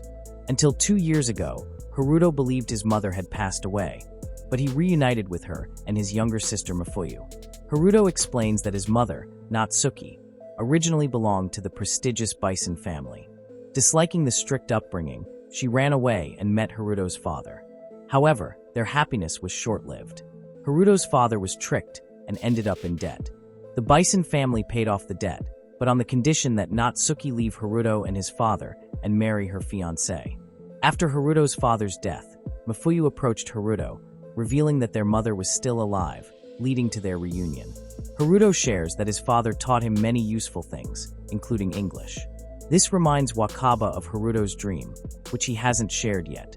She asks if it's related to his English skills, but Haruto shyly reveals that his main dream is to get married and have a family. He wants his mother to take care of their child, showing her that he's happy thanks to both his parents. Haruto realizes that his dream is simple, but he still has his own fear of being called a mother con. Hearing that, Wakaba quickly says that it is a beautiful dream and that she wants to support him. However, Wakaba suddenly remembers their conversation from a few days ago, the one about her wanting to help make Haruto's wish come true. Her face turns red, but she tries to hide her thoughts. They continue their journey home, becoming closer along the way. Wakaba realizes that she has been given the chance to know Haruto more deeply. She also knows that Haruto enjoys laughing and can be a bit perverted, but he has the strength to laugh at the things that bother him and can make others laugh as well. He is a good person in these two aspects, shining like the sun. Now Wakaba truly understands her own feelings. She finally knows that she is in love with Haruto. Haruto thanks her for the day, though Wakaba feels she has not done anything. Even so, Haruto wants to express his gratitude. In the middle of their conversation, Wakaba suddenly kisses Haruto on the cheek. She quickly explains that it is her way of saying thank you too. Haruto is startled by the kiss, but he smiles warmly. Wakaba's heart races, but she feels happy. They continue their journey, feeling closer and more connected. That day marks a turning point in Haruto and Wakaba's relationship.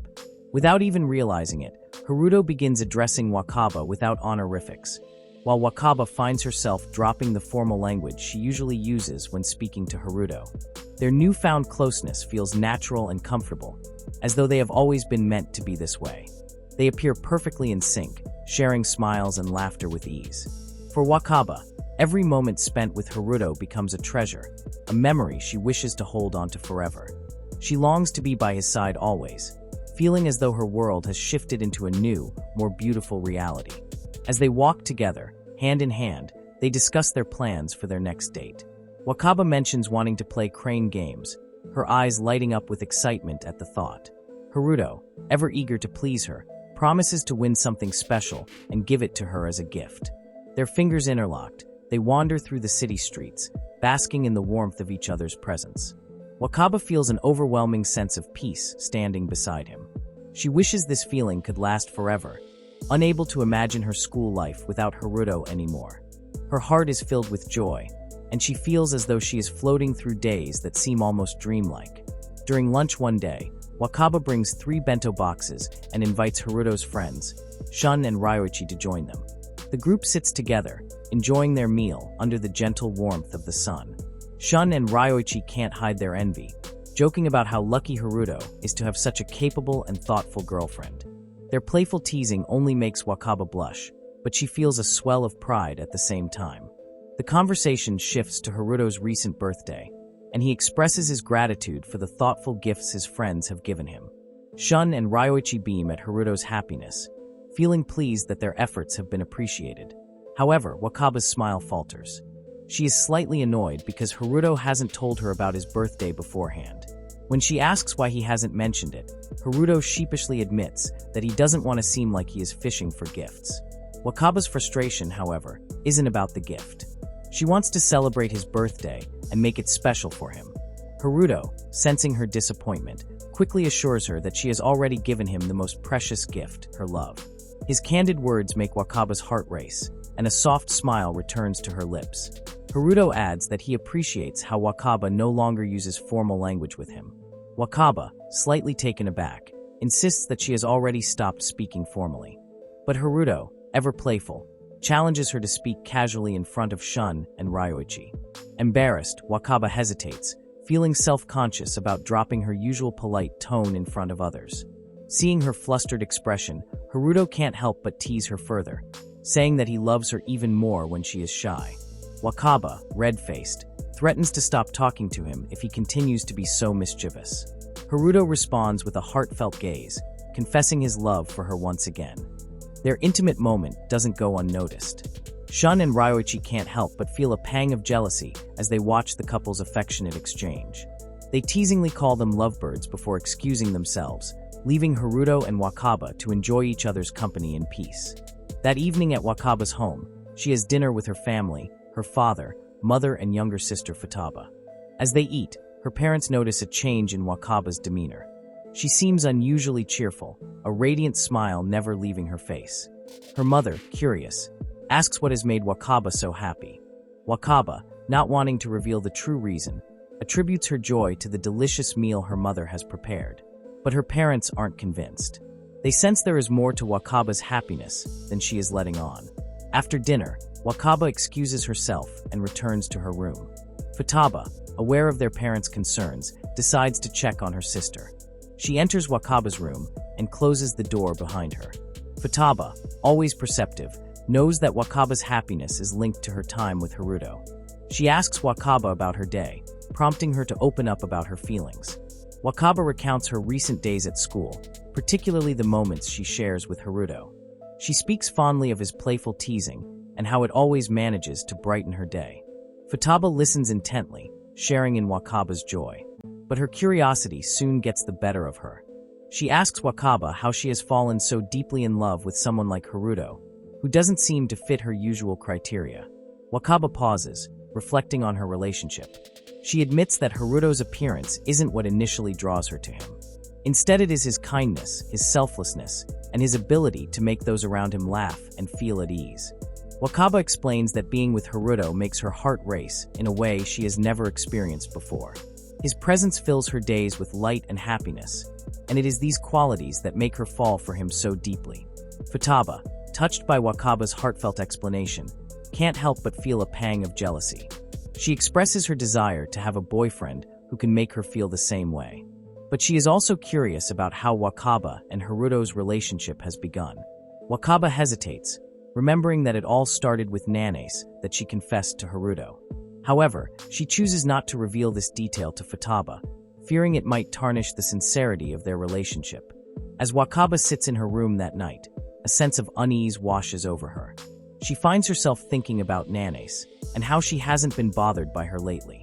The thought makes her uneasy, but she pushes it aside, focusing instead on her schoolwork and her relationship with Haruto. The next day, Wakaba has an English test. Thanks to Haruto's help, she feels confident and prepared. She can't wait to see him during lunch and give him the bento she has made. As she thinks about his reaction, A smile spreads across her face. But her day takes an unexpected turn when Nanace and her friends approach her during a break. They tease Wakaba, noticing her happiness, and accusing her of mocking them. Wakaba, trying to maintain her composure, explains that she is simply thinking about Haruto. But Nanace doesn't believe her and grows angry, lashing out at Wakaba. Yajima, observing the scene from a distance, feels sorry for Wakaba, but is hesitant to intervene. After berating Wakaba, Nanace and her friends walk away, leaving Wakaba feeling unsettled.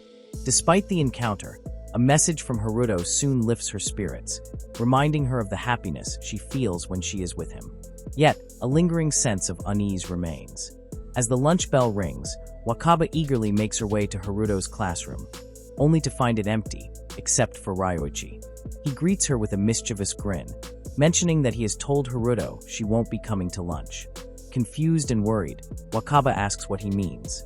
Ryoichi, with a knowing look, suggests they talk privately, and leads her to the rooftop. His cryptic remarks about Obgame leave Wakaba anxious and unsure of what he knows. As they climb the stairs, Wakaba's mind races, trying to anticipate what Ryoichi will say. Her heart pounds in her chest as she prepares to face the unexpected. Wakaba is called onto the rooftop by Ryoichi. Amidst the noise of the students chatting, her heart is pounding. Her steps are heavy as she climbs each step towards the rooftop. Her breath is ragged. Her trembling hands are holding the railing. Did she really forget something so important? The reason why she started going out with Haruto. The image of the shattered compact mirror appears in her mind, along with the 3 students in class who always bully her. No, Wakaba didn't forget. She actually does remember it. She has an understanding of it all, in some corner of her heart. But she wants to believe that it is all a lie, because the days she spent with Haruto were full of happiness. She can feel it from the bottom of her heart, that she doesn't want to lose all of it, no matter what. Clinging onto Haruto like a real girlfriend would, and stringing his innocent, happy self along. Even as she is deceiving him, the person who she loves so much all this time. Without her realizing, now the rooftop door is right in front of her. Her hands are still shaking as she reaches for the doorknob and holds it. She knows that she is in the wrong, that everything that's happened is her fault. But at this point, no matter how much she regrets it, it's never going to be enough. Because the sins of her past have finally caught up to her.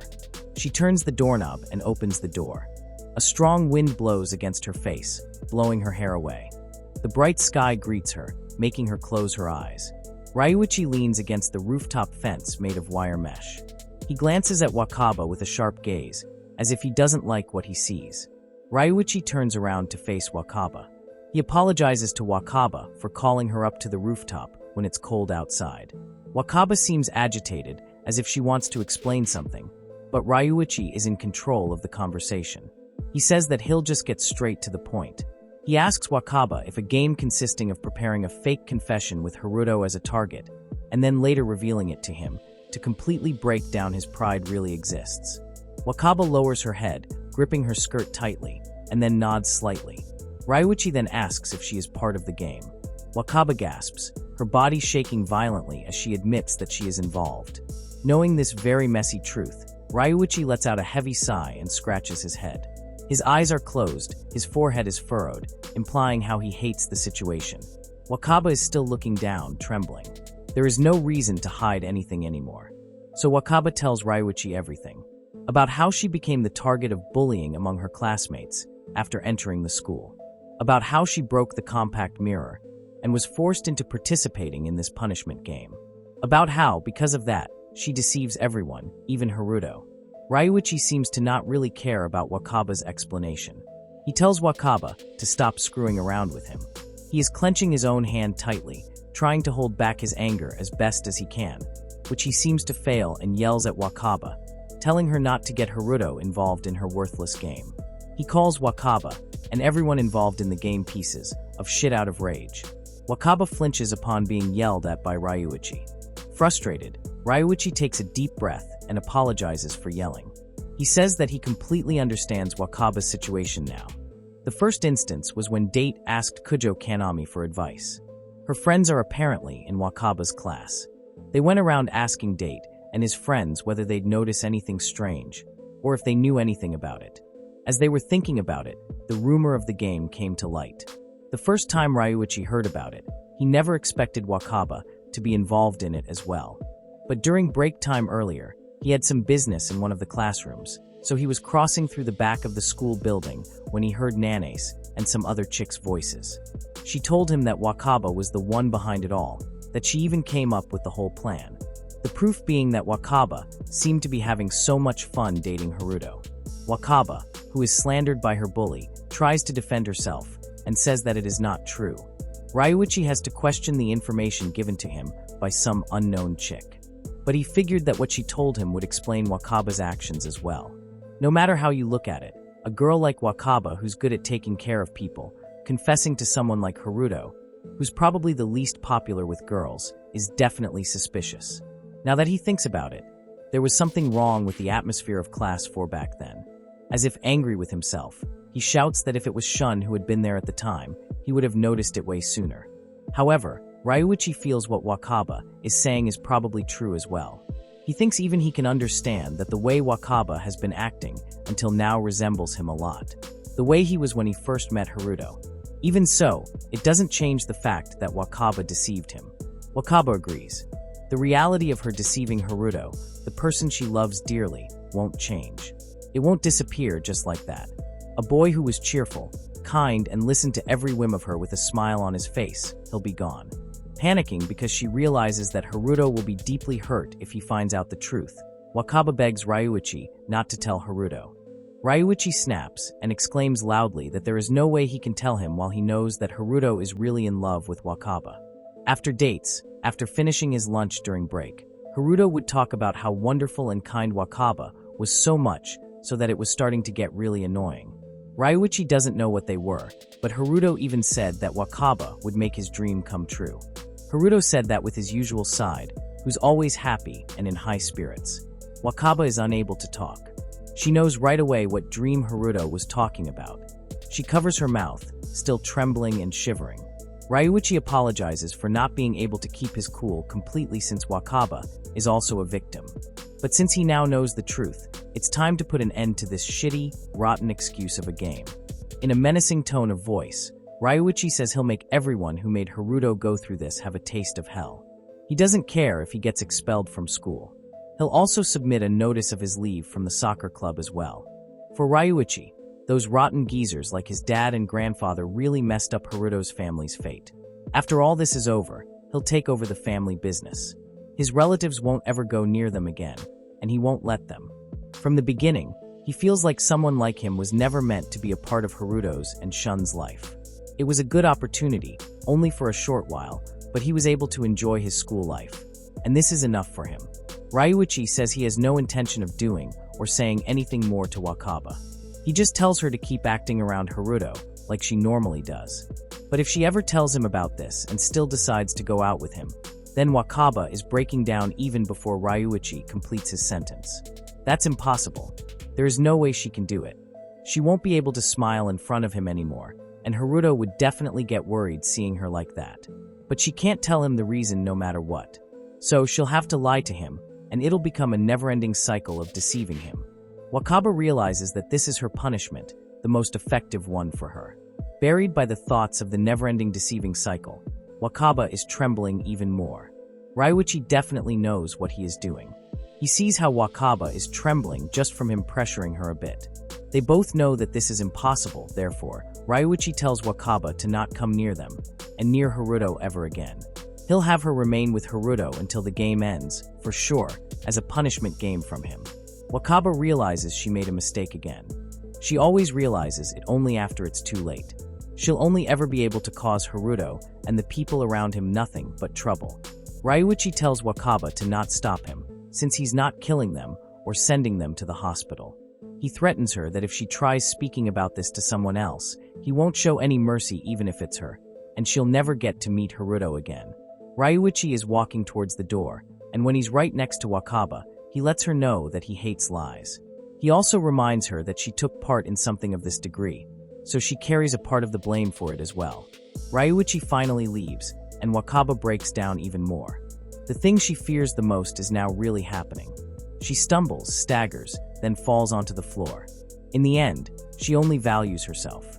She's more afraid of hurting herself than hurting others.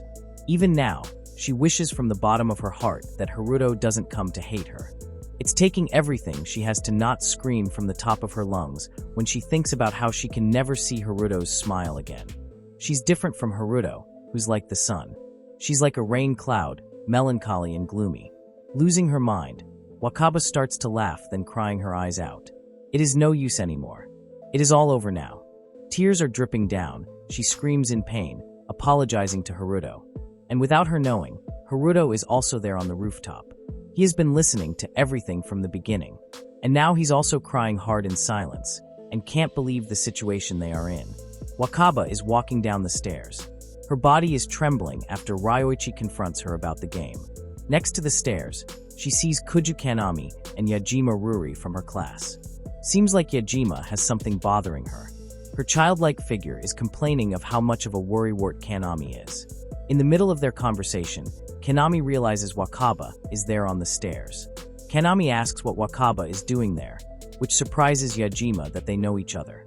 Kanami then asks again if Wakaba perhaps has a fight with Haruto, but Wakaba doesn't say anything. Now she mentions how Ryuichi came down the stairs a while ago. He was muttering about something under his breath. Kanami thinks she heard something like how he was going to do something to Nanase. Knowing that two of her friends have a slight idea of what is going on, Wakaba immediately runs to escape them both. The school bell has rung. The school is over. Yajima is approaching Wakaba when suddenly Nanase comes to talk to her too. She tells her that it's almost time to tell Haruto that their relationship was a lie all along. Yajima, who is between them, grabs Nanase and tells her not to force Wakaba to do such things anymore. Nanase is not happy. She tells Yajima to shut up and not play the good girl card now. She says Yajima doesn't have the right to ask her that, especially since she has been keeping quiet all this time. After pushing Yajima away, Nanase is back with Wakaba.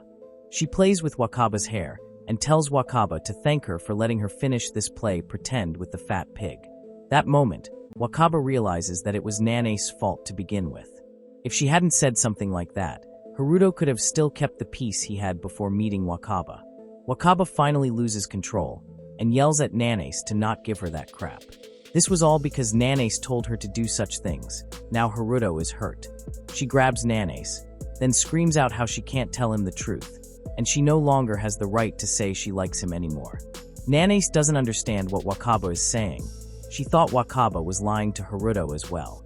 Nanase tells Wakaba that she is in this with her, that they are accomplices. Releasing her grip from Nanase, Wakaba walks back wobbly. In her mind, she agrees with what Nanase said, that they are accomplices. Wakaba turns around then walks out of the class. She comes to Haruto's class, but one of the date brothers says Haruto had some business to take care of at home, so he left school early. Wakaba then checks her phone, then realizes that Haruto has informed her as well via messages. When she is about to leave, one of the date brothers talks to her. He says Haruto is kind of an idiot at times, a pervert if not an idiot. And at first he may seem like he's unreliable, but he's actually a really good guy. So that's why he asks her to continue to be lenient with him, because Haruto really likes her. He apologizes for saying such weird things, and he asks her to take care of Haruto. Wakaba suddenly screams out loud, as if she's in terror. She runs back home, and when she arrives, she is panting and drenched in sweat. However, her mother suddenly mentions how her sister has told her about how she got herself a pretty good boyfriend. Her father even came home running all the way from the company in panic. Her mother warmly says that today she'll prepare the food that Wakaba likes, so they can talk about Haruto, especially how they got together in the first place. Clearly not expecting how the whole family now knows, and even wants to know about Haruto, Wakaba screams, telling them to shut up. She is panting and shivering.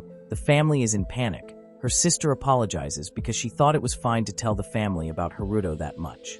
Her father is trying to calm her down and asking her what is wrong. But instead, Wakaba tells them that she hates them. Then she runs upstairs to her room. After slamming the door, she slumps onto the floor behind the door. She ran away from her classmates, from Haruto's friends, and now she ran away from her precious family. She cries in pain, begging Haruto to help her. She sees Haruto from the back. She tries to hold him, but Haruto slaps her hand, telling her that he knows she lied to him all this time. It must have been a lot of fun to watch an ugly, unattractive, creepy guy getting all worked up and excited. Furious, Haruto turns around and says that a miserable bitch like her should never come near him again. Then he leaves her just like that. Wakaba is screaming, telling him that she'll change and fix all of her bad traits. She'll even let him kiss, and let him do all the perverted things he wants. She is begging and begging him to not hate her, when suddenly she wakes up from her sleep. The winds blow to the curtain. It was a dream, and it is morning already. Wakaba fell asleep sitting behind the door, still wearing her uniform from yesterday.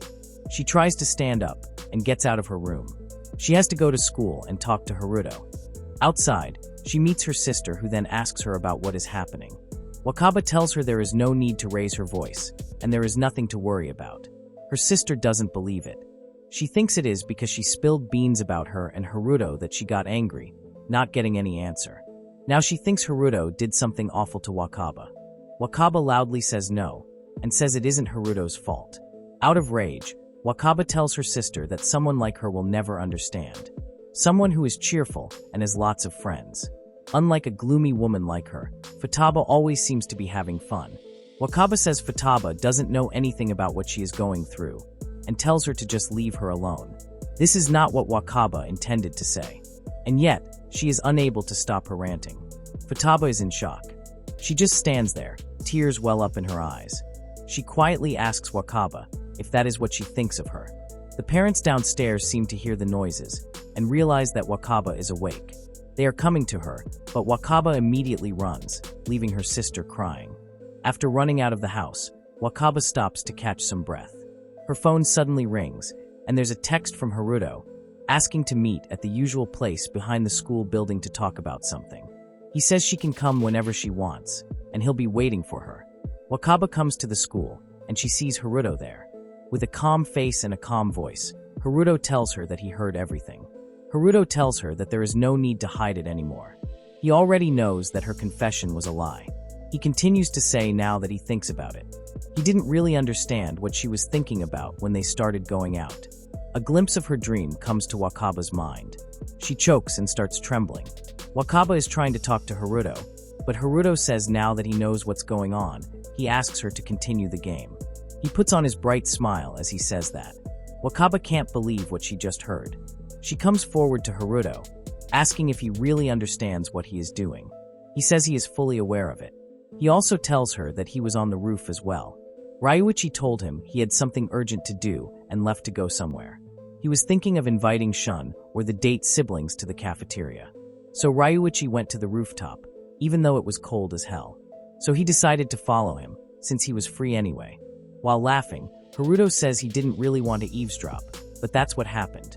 Wakaba doesn't get how Haruto is able to keep laughing like that. If he really did hear the conversation, shouldn't he be mad at her?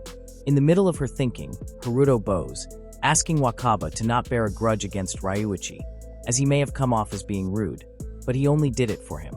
Haruto is sure Ryuichi has put a lot of thought into this, and must have just lost his nerve.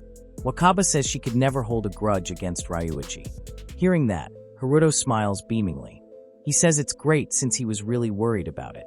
He also adds that although he did say they'd continue the game, they won't be doing it like those girls want them to, so Wakaba doesn't have to worry. He has got a plan for it too. He also tells Wakaba that there are also people they can rely on, so she doesn't have to worry about anything at all. Seeing Haruto's smile makes all the anxiety Wakaba had felt earlier seem to have vanished into thin air. She's starting to feel like a fool for worrying about it.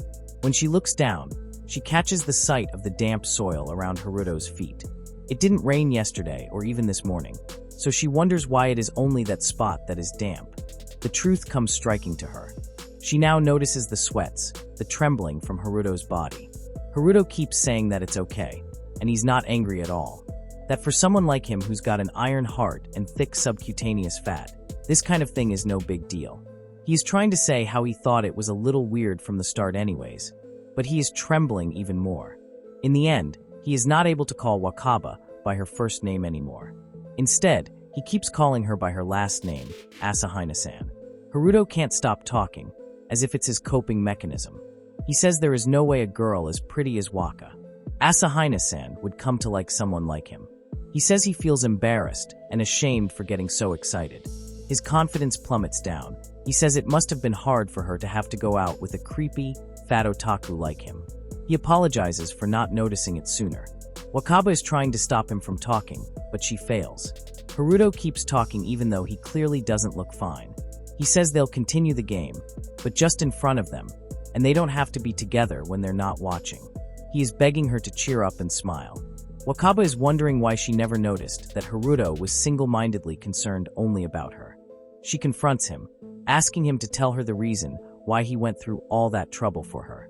Wakaba says how she has been deceiving him, then asks how could he let such a devious, dirty girl. Then she gasps. She suddenly gets the answer herself when she remembers what Ryuichi and Date said, that Haruto is really in love with her. Overwhelmed by guilt, Wakaba screams. Haruto asks her what the matter is. She tells him to stop. He doesn't have to do anything for her anymore. Wakaba is panting. She is out of breath. She has come to realize what it was that she feared the most. It wasn't getting rebuked by Haruto or being hated by him. He held it all in to keep Wakaba from worrying about her. And because of her, his sunny smile has turned cloudy. She's scared of not being able to see that smile again, the one she fell in love with. While in panic of what she has done, Wakaba sees her reflection on the school's window. She stares at her blank, deep, pitch-black, evil eyes. She is hallucinating. She starts seeing her reflection saying bad things to her. How a woman like her isn't worthy of him, and she doesn't have the right to fall in love with him. Unable to process all the things that's going on, Wakaba starts screaming again, this time full of terror. Haruto is panicked. Wakaba is crying and keeps saying she's sorry, and sorry repeatedly like she has gone mad. Then she suddenly stops and starts throwing up. Even when vomiting, she's still trying to say she's sorry. Haruto is in shock. He holds Wakaba and tells her to stop talking. He asks her to calm down.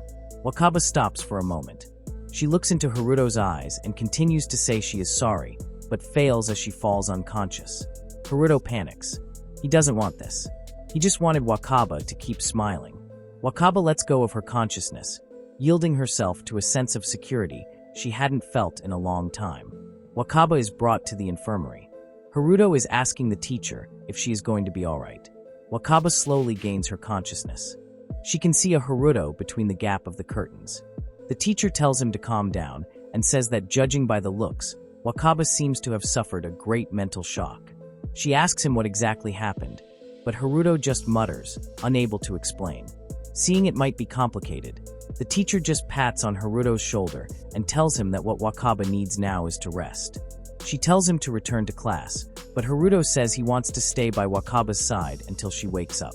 He asks for permission to leave as soon as Wakaba opens her eyes. The teacher seems to understand, so she gives him permission and she'll explain the matter to his homeroom teacher. Suddenly, the phone is ringing and the teacher is summoned to treat someone from the kendo club who just got injured. She tells Haruto to just call her on her personal cell phone if anything happens.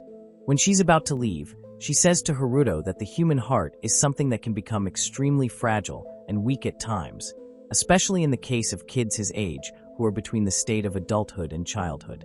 It may not seem important from the perspective of other people, but even a simple comment could hurt and bother. The only thing the teachers can do is to aid kids as much as possible. She can't say something arrogant such as claiming to be able to save the hearts, so he must learn and use it as nourishment, especially if there is a girl he holds very dearly. The teacher says she is sure Haruto will be able to understand what she's talking about. While smiling and walking out of the infirmary, she tells Haruto to make sure he doesn't have any regrets. Wakaba, who has been listening for quite some time, gets up. She reaches for the curtain and calls out for Haruto. Haruto is surprised knowing she has woken up.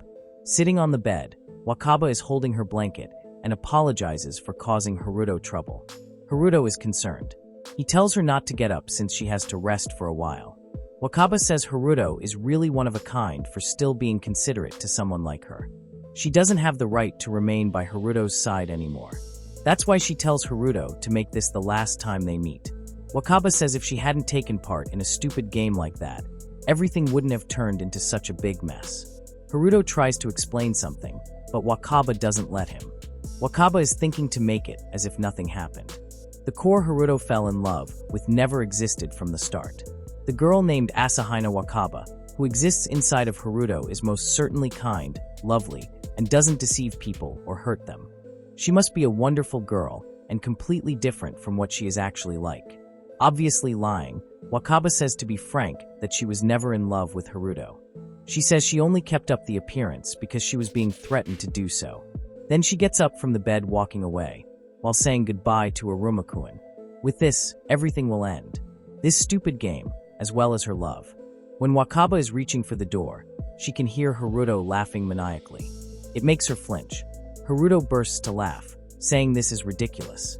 Haruto confronts her, saying she is being too selfish to say whatever she wants and casts him aside with a goodbye. He continues to laugh, smacking at the table, mimicking what Wakaba said earlier. Haruto asks her in the first place what she was planning to do after parting ways with a goodbye. He is sure she must be saying that without thinking, and he can't say that he's surprised. Wakaba is blushing and suddenly gets ashamed of what she did. She replies how she doesn't want to do something like this, but she doesn't have many choices. Frantically, she says she has given Haruto and Ryuichi a really hard time. She even said horrible things to her family. There is nothing that can be done anymore. Letting out a sigh, Haruto continues to tease Wakaba.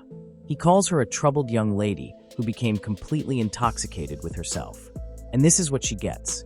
Wakaba freezes, unable to respond. Haruto says out loud that there is no way he won't get angry after being deceived, even though he was planning to dupe this, and that to her to his heart's content, showing a naughty gesture of hands. Wakaba screams in panic, only to hear Haruto continue acting crazy while telling her not to look down on the brimming pathos of a youthful boy, while clenching his fists. He even says how she won't get smitten for at least letting him cop a feel. Wakaba is blushing red. She calls Haruto an overweight pervert eromanju. Haruto doesn't just accept it. He doesn't admit that he's overweight. He's just plump. Starting to get angry as well, Wakaba shoves herself towards Haruto and says how she can get angry when she has to. She also is not done talking yet either. She starts talking about one of their dates, when they suddenly realize the quarrel has brought them really close, on the infirmary bed. Hiroto is smiling, seeing Wakaba has finally returned to her usual self. Wakaba blushes as Hiroto gets back up. He says she has always had the habit of holding everything back. He tells her to not worry, because everything until now was a joke. He continues to say it'd really be a big problem if she went away somewhere, before he could explain the important stuff to her.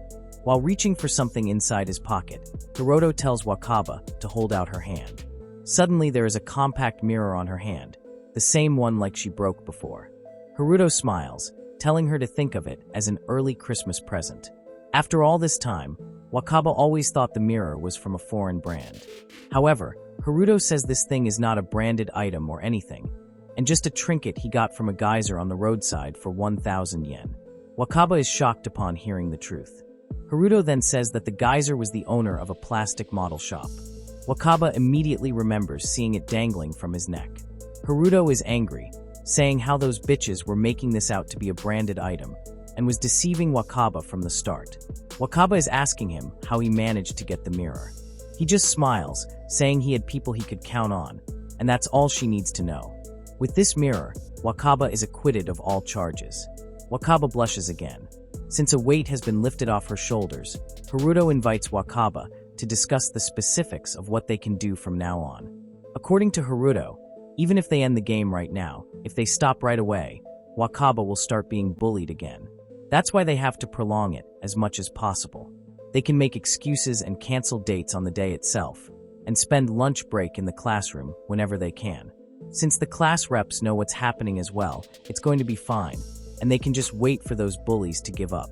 That way, they can wait it out until the class changes. Afterwards, they can drop a hint to the teacher in charge of their school year. That way, the teacher won't even think about putting them in the same class as those girls. So, Haruto tells Wakaba to not worry about it. While smiling, Haruto says that no matter what happens, he will be on her side. Wakaba blushes more. It's no use. Wakaba is really irrevocably in love with Haruto. He has already done so much for her sake.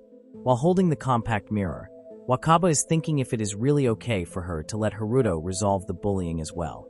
To be honest, Wakaba doesn't think this is a good idea to rely on Haruto all the time. But in that moment, Wakaba suddenly remembers Haruka's question about her special person. She closes her eyes, then calls Haruto. She looks at him, then thanking him for looking out for her so much. But she says she deceived him, so she can't allow a game like that to continue ever again. Haruto is worried. He doesn't want Wakaba to get bullied again. However, Wakaba says she has a better alternative in mind. Haruto asks her what the better alternative is, and suddenly Wakaba brings herself closer to Haruto and kisses him on the lips. Haruto blushes, and so does Wakaba. She says in front of Haruto's flushed face that if they can't lie about it, then they'll just have to make it the truth. Haruto is flustered. His face is steaming red, and he starts to speak in inaudible words. When they both have calmed down, Wakaba says she kept doing terrible things to Haruto, and she can't just sweep them under the rug. Haruto may not believe her, but Wakaba says to him that she loves him. Then she asks him to go out with her once more. Hearing what Wakaba just said, Haruto bursts into tears. His face gets reddened, and says that he loves her too while bringing her into his arms. He asks her to stay with him forever, and they kiss again. While hugging Wakaba, Haruto tells her she doesn't have to carry the burden all by herself anymore. If it becomes painful or difficult, just tell them. It's time for her to stop worrying by herself. Haruto says that right now, she can cry to her heart's content. Hearing those words, all the pain she has been holding up until now flowing down through her tears. Ever since she joined this school, and as far as she can remember, that was the first time she had cried as loud as she could, as much as she could. After their honest confession, Asahina Wakaba and Aruma Haruto are back together as lovers. While Wakaba is still in Haruto's arms, a sudden roar breaks the silence. In front of the infirmary, Nanace and her two followers are seen running with panicked faces, as if being chased by ghosts. However, the figure chasing them is Namikawa.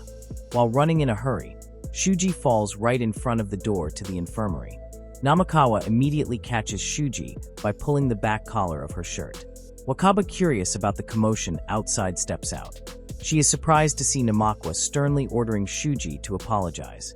Although the entire Nanace group should be responsible, only Shuji is caught, so she is the one who has to apologize to Wakaba. Shortly after, Haruto follows Wakaba out, with Ryoichi also joining the crowd. They explain that on their way to visit Wakaba, they cross paths with Nanace and her followers. When they try to greet them in a sarcastic tone because of what they did to Wakaba, Nanace and her group run away without explanation. In the ensuing discussion, Namikawa and Ryoichi begin to uncover the foul plans that Nanace and her followers have carried out against Wakaba. Using their intelligence and the data they collect, they start revealing the identities of the perpetrators who oppress Wakaba. Namikawa hands a list of names to Haruto, who quickly realizes that the names are from Wakaba's classmates. However, Nanace and Shuji's names are not on the list. Namikawa explains that the list contains the signatures of Wakaba's classmates, and they will be asked to work together to expose the crimes of Nanace Sakomi's trio. Initially, many are reluctant to help, but Namikawa applies pressure by threatening to spread their bad records at school and on social media. With evidence of hidden account logs obtained through the help of Date Ruji and Ryoichi, their involvement becomes undeniable. Namikawa also prepares additional evidence in the form of video recordings as a precaution in case Nanace trio continues to deny the allegations. Finally, Namikawa decides to hand over all the evidence to the teachers or families of the perpetrators. He believes this step will corner the Nanace trio completely. With strong evidence in his possession, Namikawa ensures they will face the consequences of their actions. Their crimes can no longer be covered up. Every word Namikawa speaks makes Wakaba tremble. Namikawa's plan seems so cruel to the Nanace trio that it makes Wakaba cringe. Even Ryoichi, who joins the conversation, sarcastically calls the Nanace trio pathetic scum for overreacting to the situation. Haruto, who listens to everything, feels that worry is more appropriate for the Nanace trio than for Wakaba. The mystery behind Nanace panicked running around is finally answered. In his mutterings, Ryoichi says that he wouldn't be surprised if the Nanace trio pees their pants due to this situation. Hearing that, Haruto immediately reprimands Ryoichi, disgusted by his rude comments. However, Ryoichi angrily defends himself, saying that he is just trying to express his anger without intending to make it really physical. The petty argument between Haruto and Ryoichi continues. Haruto criticizes Ryoichi for always speaking harshly and excessively, reminding him that it's that kind of trait that makes Yui often feel sad. However, Ryoichi denies it vehemently, saying that this problem has nothing to do with Yui. Although they continue to insinuate each other, The debate at each of their meetings shows how the two have accepted each other as friends. Seeing that, the initially tense Wakaba smiles slightly, amused by the way they interact. In the midst of their debate, Ryuichi approaches Wakaba. He carries a tablet and advises Wakaba to stay away from Haruto for a while so as not to cause a scene. Afterwards, Wakaba puts on a headset and listens to the video recording played by Ryuji. Ryuji explains that the video is a form of his goodwill to make amends for his past mistakes of being mean to Wakaba. He hopes the video can make Wakaba feel better. Wakaba is surprised to hear the contents of the recording. Ryuji then explains that the recording was taken during lunch yesterday in class. In the recording, Namikawa, Ryuichi Izuka, Koju and Yajima are all present. Ryuji claims to have seen Yajima talking to Shun in the hallway, mentioning that there is something important about Wakaba. Finding Yajima's behavior suspicious, Ryuji decides to record the conversation as evidence. During lunch, Ryuji also crosses paths with Yajima and Shun before they go to Haruto's class. Ryuji adds that the twin mirrors Haruto gives to Wakaba are actually items Yajima buys at Shitoraju Station. This fact adds a new puzzle, and Wakaba begins to realize how many secrets are hidden behind the smiles and silence around Yajima finally reveals the secret she is hiding, leaving Wakaba both shocked and deeply saddened. In the video recording, Yajima confesses that she was the one who first bought the compact mirror. She mentions that it was a cheap item with a cute design, but broke when she accidentally dropped it. After that, Nene said that she would buy the mirror for 500 yen, and Yajima sold it. With a trembling voice and unstoppable tears, Yajima admits that she had no idea that the mirror would be used for the game. That eventually led to Wakaba's oppression. She states softly that all the blame stems from her, not Wakaba.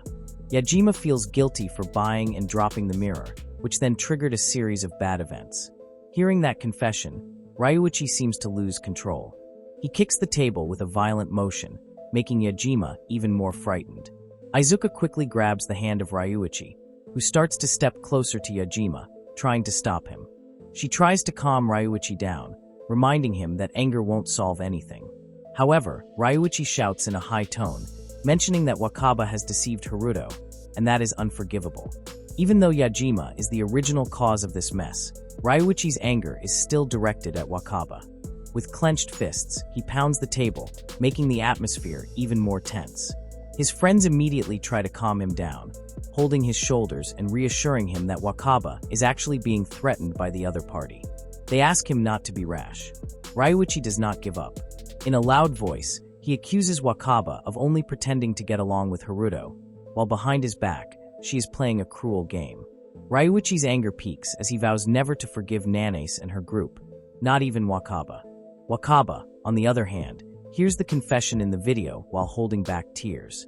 Her head bows, and her tears continue to flow freely. With a trembling voice and full of guilt, Wakaba admits that Ryuichi is right. She feels it is inappropriate to consider herself a victim, because all those who consider her a friend must have felt betrayed. She is sure Namikawa, despite his apparent calm, feels the same way. She realizes that even if Haruto forgives her, it won't be the end of the world. The overwhelming guilt continues to haunt her.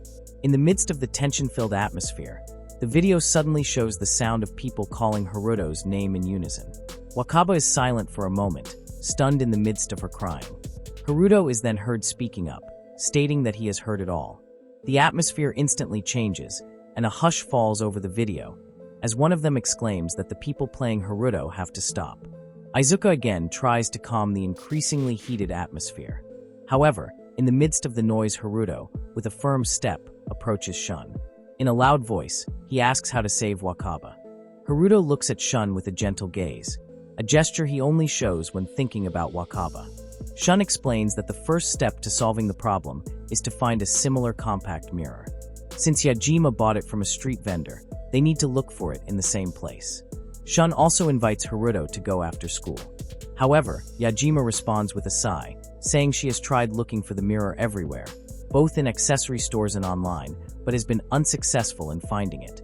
Shun replies that this could happen because street vendors usually move frequently. Yajima suggests proving that she is the original buyer of the mirror, but Shun firmly states that it won't work. He emphasizes that they need to find a similar mirror, if possible, or at least locate the seller. Yajima then adds confidently that the Nanace trio must have disposed of the mirror.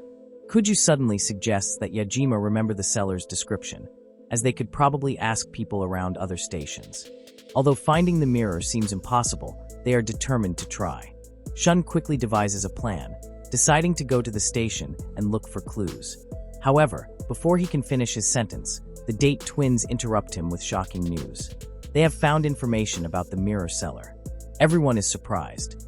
Showing the tablet, Ruiji explains that the seller does move around a lot, just as Shun suspected. They even predict that today the seller might be in their neighborhood. Shun praises the Date brothers for their efforts, narrowing down the possibilities so quickly. Haruto is amazed and thanks them. He then invites Ryoichi to look for the seller. Ryoichi, with a guilty tone, asks why he is invited. Haruto just smiles, saying it's because Ryoichi criticized Wakaba, so as a form of accountability, he has to come. Ryoichi cries as guilt washes over him, confessing that he can't stand the situation that hurts Haruto. After a little joking, they agree to go, even if it means skipping class. Before leaving, Haruto asks Shun to take care of the reason for their absence. However, in front of the classroom door, Izuka confronts Haruto. He asks if Haruto really has to act this quickly. Haruto replies that he doesn't have much time left. He understands that Wakaba tends to keep things to herself and blames herself for what happened. Haruto doesn't want to see Wakaba continue to suffer. He continues, recounting his experience of being ostracized in middle school. It makes him determined to ease Wakaba's burden, at least one worry at a time. He knows that if left unchecked, this situation could make them miss out on something important. With a smile, Haruto says he forgives everything and considers his relationship with Wakaba a sweet dream. He then asks the others if they too can forgive Wakaba. Yajima, unable to hold back tears, apologizes that her actions have triggered this problem. Haruto gently says that if Yajima wants to apologize, she should do it to Wakaba, not to him. Haruto also asks Yajima to take good care of Wakaba when she returns to class. Yajima eagerly agrees, promising to fulfill the request. Seeing all that, Kuja mutters that Haruto really is a fool. However, Shun quickly diverts attention by inviting everyone to watch a sports match as part of their plan. Suddenly, everyone agrees. They are really working hard to help Haruto and Wakaba. Wakaba, who watches the video, is filled with emotion and guilt. She has always thought of school as hell, a place where her friends bully and shun her. She is always trapped in painful negative thoughts, even though the reality isn't that bad. When she finally realizes that her friends are actually caring and responsive, her knees buckle, and she falls to her knees sobbing. Wakaba feels foolish for lying to everyone and enduring it all alone. Date Ruji sees Wakaba sitting on the floor, her face filled with sadness, emotion, and regret. He tries to comfort her by showing her his phone. Ruji explains that they are tracking down the seller of the mirror they have been looking for. When they fail to find him, the Date twins decide to search for Haruto and the seller together. On their way, they meet a little boy who suddenly approaches after overhearing Haruto's name. The boy tells them that Haruto resembles a shiramanju, a creature similar to a seal. Ruji shows a photo of the boy on his phone. Wakaba immediately recognizes him as Taichi and mentions his name. Ruji suggests Wakaba check her phone, as the boy claims to have sent her several voice messages. Wakaba quickly opens her phone and finds a message from Taichi's father, as well as another from Haruta. With a cheerful expression, Ruji adds that during the search for the mirror seller, each group accidentally encounters Taichi in different locations. Ruji then shows Wakaba a photo of her and Haruto, which Haruto had happily uploaded. The photo is shared in their group, and Kanami likes it so much that she begins to cry upon seeing it. Unaccustomed to crying, Kanami's phone slips from her hand. A little girl suddenly retrieves the phone for her and asks if they are Wakaba's friends. Kanami replies affirmatively, saying that they are. Haruka, who also sees the photo, firmly states that she doesn't want Wakaba and Haruto to break up. She whispers to Kanami that she is determined to confess her feelings to the man she likes, adding that she hopes to have a perfect relationship like Wakaba and Haruto. Ruji continues, recounting how Shun chases after Haruto to the station platform. There, they meet their middle school friend Aramori, along with a girl named Nida. Nida holds a mirror strikingly similar to the compact mirror they are searching for. She explains that her relative received it from a friend and later gifted it to her. Ruji expresses his surprise at how deeply Haruto has fallen in love. They exchange the information they have gathered so far, leading to an astonishing revelation: the boy's father is a friend of the mirror maker's uncle. Even more surprising, they successfully track down the location of the mirror seller. The group is amazed by the seemingly coincidental chain of events. However, Ryuichi calmly points out that there are no true coincidences in this world. Every occurrence, whether good or bad, is the result of past actions. The connections between people, no matter how miraculous they may seem, are the culmination of those actions, bringing about moments of significance. Wakaba, moved by the story, asks why everyone is so eager to help her. Ruji replies that they genuinely enjoy seeing Wakaba and Haruto together. Their happiness is infectious, and helping them feels rewarding. Wakaba then confesses her fears. She had been terrified that her relationship with Haruto would become the target of jokes and ridicule. To shield herself, she pretended to be indifferent, forcing herself to smile falsely in class and beyond. Over time, this facade became a habit. But in truth, everyone admired their relationship not out of malice, but because they saw its sincerity. Ruji encourages Wakaba to apologize and return to her normal life. Before he can finish, Haruto appears and places a reassuring arm around her shoulder. Smiling warmly, Haruto tells Wakaba that she has the strength to move forward. Wakaba, overwhelmed with emotion, expresses her gratitude to everyone for their support and promises to apologize honestly to those she has wronged. Haruto soothes her, assuring her that they will face everything together. From reconciling with the Nanes trio to confronting her past, reaching out to Taichi and his family, and apologizing to her parents and sister, Haruto pledges to stay by her side. With her cheeks flushed, Wakaba nods, feeling comforted by Haruto's unwavering presence. Overcome with emotion, she clings to Haruto tightly, tears streaming down her face as she finds solace in his embrace. Then several years pass since that day. In a simple yet warm home, Haruto sits beside Wakaba, who is now heavily pregnant. Haruto gently grasps Wakaba's hand and looks at her lovingly. They both smile as they reminisce about the long journey from when they first meet in high school to everything they have been through together. Haruto gently rubs Wakaba's belly, then says when their child is born, he wants to tell their story. He speaks of the story of the shy girl full of fear and the man who only wants to see her happy. Their simple but beautiful love story. Wakaba closes her eyes for a moment, her tears flowing softly, not out of sadness, but out of deep gratitude. The past story, full of joys and sorrows, has become a priceless memory. Now they have built a happy new life, with their small family that will soon grow. That day, Haruto and Wakaba prove that sincere love can overcome all obstacles, turn wounds into strength, and make the past the foundation for a brighter future.